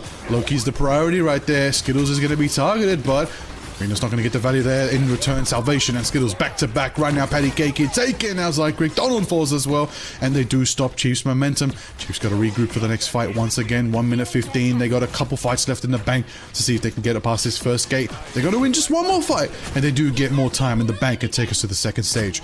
That is what the Chiefs need to lock in. lock it down, lock it in. They've got the end song available to try and make it happen. But I mean, Gen G, they have caught a mischief. They're getting closer to the boundary as well. The ults are just favoring them right now, and the Chiefs need to bridge the gap sooner rather than later. 2ep already trying to bridge the gap themselves, not going to allow the Chiefs to build up anything into this, because they've already isolated Bubblecar. Generation domain committed by Skittles there as well, just to enable more dominance over the space here. So when Chiefs want to try and bring themselves back into the fight, Gen G are just disengaging them with brute force. Just absolutely dictating the pace as much as they can in their favor right here. 20 seconds left. This is the moment. This is the mark. This is where it all comes down to it. Can Gen G hold and claim victory here today in the finals? Or can the Chiefs hit one final last-ditch effort? The question is, who can make it? 9 seconds, 8 seconds. Is anybody going to be there to contest? It looks like Beast Node's going to be on the mark. Overtime will be achieved in the moment, in the action. Drop the unicorn. Drop it right now. 2ep is going in. Pressuring forward. You got to watch out for the pressure. There's so much going on, so much potential. The pressure is on. Zakric on the jet trying to get the splashy. Donald hits the ban hammer going forward. Reno getting the pressure as much as they can. Zenstari with the rock formation. Is it enough for them right there? There is pressure, but the overtime is still going off. Rena's not gonna get that value taken down by FMCL Matsy, and it's just on right now. Overtime is not giving up. The Chiefs don't want to let go.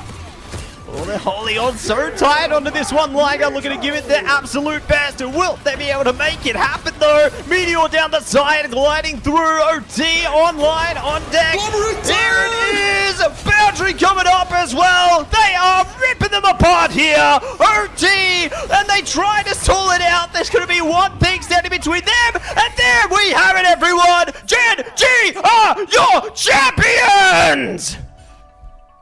The winners of Marvel Rivals Ignite preseason in OCE Pacific is Gen G. Woo-hoo-hoo! FMCL taking it away on the MVP there on the mag. Did huge work on the Vanguard there, and what incredible efforts put on full display. And just look at that Liger. Our champions are put on full display. Well-deserved victory coming their way. Absolute stellar performance all preseason long from Gen G, reminding everybody they're still on top. They are here. 2ep, Skittles, and sorry, FMCL, Bobo, and Salvation locked in, claiming another victory in another major tournament under the belt of this squad. This team is formidable. Everybody in the world, watch out. Gen G's coming for you. They are an international threat right now. You are locked in. Can't wait to see how they perform on the big stage. But that is the preseason, but we got to give love as well to the Chiefs' formidable effort. They took maps twice now of Gen G. The flawless run of Gen G is not there because the Chiefs had something to say. Nonetheless, a great performance from all 12 players here tonight. An epic battle of friends, of rivals. You know these guys, they're going to hit the queues with each other. Literally tonight. Not tomorrow, tonight. They're going to hit the queues. We're like, yeah, all in a day's work. We keep it going. We keep getting better. And that's why the Chiefs got here. They focused on themselves, they got better and better, and they said, we need to be those rivals to Gen G. We need to push them to the next level as we get ourselves to their level. And I gotta say, I think the Chiefs are as good as Gen G were the last time they won first place. I think that's a confident pick we can say on a call right there. But the moments were had, the versatility of Gen G. How many times are we watching these people role swap? These players never stay on the same role.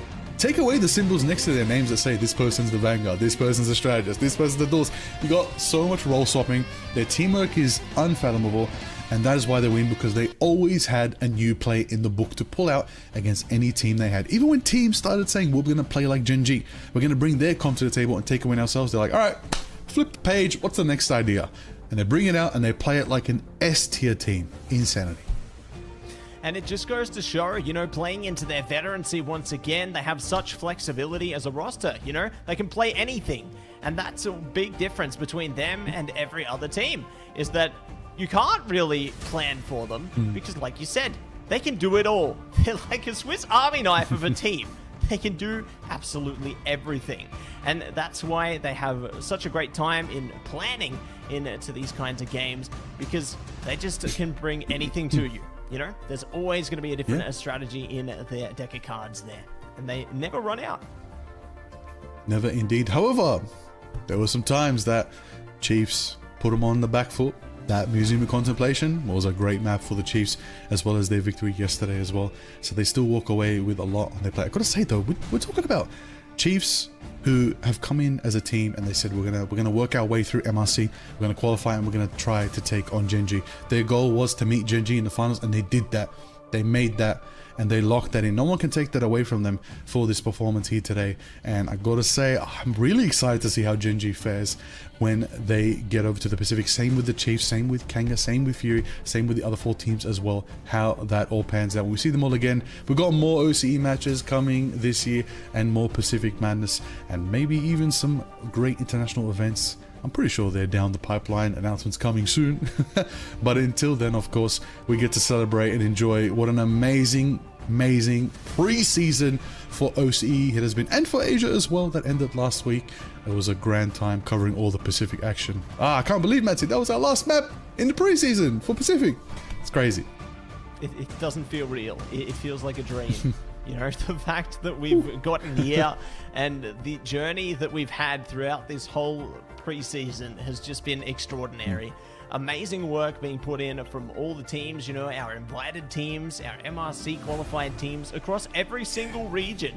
You know, it's just been a fantastic start to the year. We have literally kicked off with a bang in every single region, and I can't wait for what the rest of the year is going to hold for all of these teams, how they're going to grow as players heading into the deeper stages of competition in towards stage 1 and there beyond. And I'm excited to see more up and coming teams, you know, out of the MRC circuit as well. You know, just think later on into the piece, there's that chance for relegation later on. So make sure, stay tuned for those MRC teams, everybody. I mean, you got to be careful. I mean, Baxium, Vulcan Red, JFT, DXA, they're still looking hungry. Don't think just because they came in the bottom 4 of the 8. No. They are the best of the best in OCE. The top 8 OCE teams here in the preseason have really set the standard. And we still so many more teams right now, even conquering MRC Pacific right now. Teams that are just ready and waiting on the sidelines to get their shot as well. When we get into the stage 1 madness, we get into all that excitingness. I mean, this is preseason. It's just a little appetizer, a little taste of what's to come this year from our region, from the amazing players all across the Pacific. It's just beautiful. It's absolutely beautiful. I gotta say though, Matsy, how do we feel? You know, actually, you know what? Actually, hold that. Jarvis has an interview ready for us. Oh, I think it's time to chat with JG. Let's go. And welcome in Bobo. It's so good to see you. Incredible work from you and your team there. And how are you feeling about your big victory? Happy. Just it's finish our plan. We just plan to get the champion. And nothing. Just waiting for stage 1 and get champion. That's it. Locked in. That's all. We love to see it. Respect it. Yeah. That's good. Well, Bubba, you guys did win 4-1 against the Chiefs. I do know that you guys always have the mantra, the game plan of we don't want to drop any maps. How did you guys feel knowing that Chiefs did get there? They did take a map off you today and even yesterday as well. Is that something you guys want to look at? You know, Chiefs are very good. You guys want to work on some things. How do you feel that Chiefs did manage to do that? They all good, and we have a long time no play match, so someone will nervous like FNCO. He just a little nervous. Everyone just so we just fix our communication and play like our daily practice. So it's I don't know, just win and good play. Yeah, they play very good. Chiefs. Yeah, fantastic work. Honestly, I think they've definitely put the hard yards in order to get here, and excited to see more from them again. But I mean, looking forward to the future, Bobo, is there any team from the Asia region in particular you're looking forward to potentially facing? In Asian region, last month we always win with Arabs and Reject. We just know each other, how strong, like They can be us in screen and we can be them. So we just need to play like no more. I believe we can win. Now, Bobo, you're one of the most beloved players. You're one of the most beloved players in the scene, especially from the grand finals. There are many people out there who are watching, who are inspired by you. Do you have any words to the people out there who might be future Ignite champions, what you would say to them now? Thanks for you support us, support Genji. We all good, and we are without me, we all young. I think we will be very strong team in the future. Right now it's strong team, but we will be better because we just get organization now. So I think we will more stronger, more powerful, more aggressive, and I hope you will like our match. Thank you for your support. Thank you. Thank you so much, Bobo. Amazing words there, and I can't wait to see more of what you and Gen G as a whole will be getting up to into the future of the year here. Thanks so much for joining us for the interview, and enjoy the rest time. Well deserved. GG, and congratulations on becoming our champion. Yes, thank you. Congratulations. Yeah, remember by our founder, right? Founder skin by our skin. Yes. Buy the Get bundle. the bundle, everybody. Get the bundle. Get the Pacific Gen G bundle. Pacific bundle. Make sure you lock it in. Get it. That's it. Lock it Thank in. you so Pay much, Bobo. Bobo. Get that bundle. Hey, he said it best. He said it best at Grand Finals. Hey, everybody said in the chat, pay Bobo. Bobo's finally getting the pay he deserved months in advance. He has earned it, and there it is. You know, we got to talk about it. Bobo's very beloved player. Bobo, we've adopted Bobo to OCE. Of course. So he's part of our region now. All right, but he does represent many beloved fans in China as well, and all across the world. So many people instantly fell in love with his message at Grand Finals and have been absolutely adoring and locked in on the journey of Gen G in all their formats. And they did recently sign with Gen G, so Gen G believed in these lads and said, we're gonna invest in them. And hey, Gen G, hey, your investment's paid off so far, so well done. You got the partner deal, you guys got a grand champion right here in OCE. Whew, it's looking good so far for Gen G. I think everyone is enjoying being fans of them, and they're on a good journey right now, and I'm looking forward to see where they end up the rest of the year. Likewise, you know, this is only the beginning, and we can see a reflection of today's results as well. Chiefs taking it away from Ganga in a cleaner 3-0 sweep there in order to lock in their grand final journey against Gen G. And once again, the Chiefs take away one map from Gen G there, but Gen G managed to slide it out in a 4-1 endeavor to be crowned our champions of Oceania. Excellent, absolutely excellent. They were so good, and they got the victory in the end. Lock it in, everybody, for Gen G right now, as they do claim that victory. They claim that grand championship. The crown of preseason OCE for this year is theirs for now. We'll see how it all unfolds, but I gotta say, other teams are looking good. They're looking hungry, and they're gonna come at Gen G again the next time we see them in the next stage of Ignite. It is crazy and exciting. What an absolute honor as well to cast alongside you, Matsy, for another grand final here for OCE from a good time. We also had the rest of our crew in the Pacific holding it down over the weeks as well. Shout out to CB, to Dan, to Diatonic, of course, and especially, let's talk about it, Keg. Absolutely killing it as well right now. Keg's been doing like double cast. CB as well. They've been doing crazy hours. I know they've all been doing crazy hours, and they're watching right now in the midnight hours of the East Coast, and we do especially love how they've all come through and joined our region. We hope you guys have enjoyed them joining us in the OCE as well, and of course covering Asia actions as well. Yeah, couldn't agree more. Like a big shout out to all of our other casters there, and A big shout out to the production team in the background as well. You know who you are, and we appreciate you. But for now, we take a look at how to attain glory by any means necessary. Claim your destiny with Loki and Iron Man's The Avengers and Elsa Bloodstone's Bloody Butler costumes. Embrace the legacy of the Battle of New York and use your unrivaled precision to dominate every rival available right now. And the power of the gods and technology will shred your opponents. Now, of course, you're going to have to assemble, defend, and defy against Loki, who has arrived to challenge the world's mightiest heroes in a confrontation that will reshape the path to Doomsday. The Avengers must stand united against this new threat in our upcoming asymmetrical PvP mode, everybody. Check out the trailer and see what mischief Loki is up to, and get in action and prepare for battle where the odds are never what they've seen. This event is live now. Get into the mix of it, get your squad, get your Avengers, and get down to fighting Loki.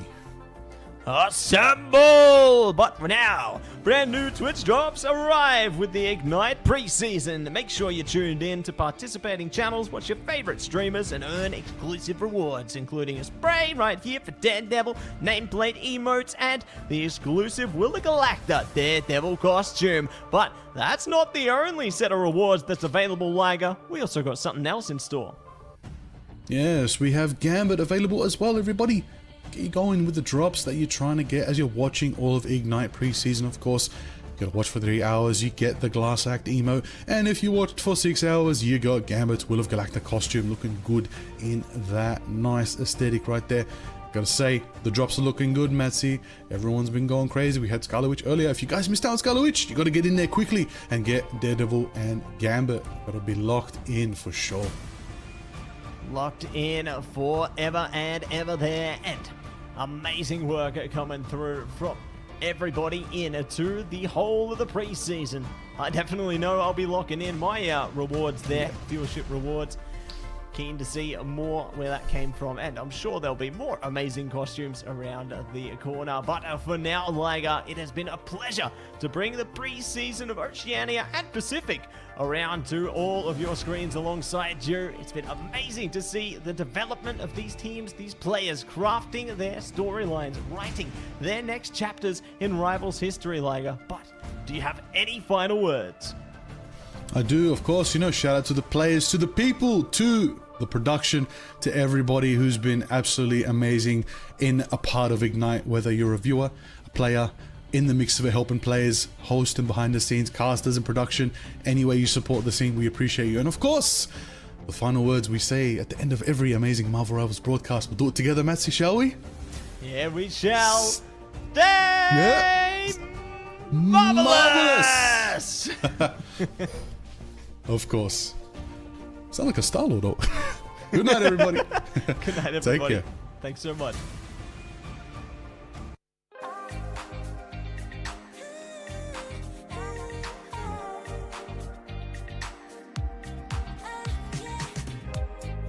한껏 높이 날아올라 내 누워진 밤하늘을 가로질러 Oh yeah, oh yeah 필요할 때 내가 널 지켜줄게 간절히 바라면 이루어지는 마법인 거야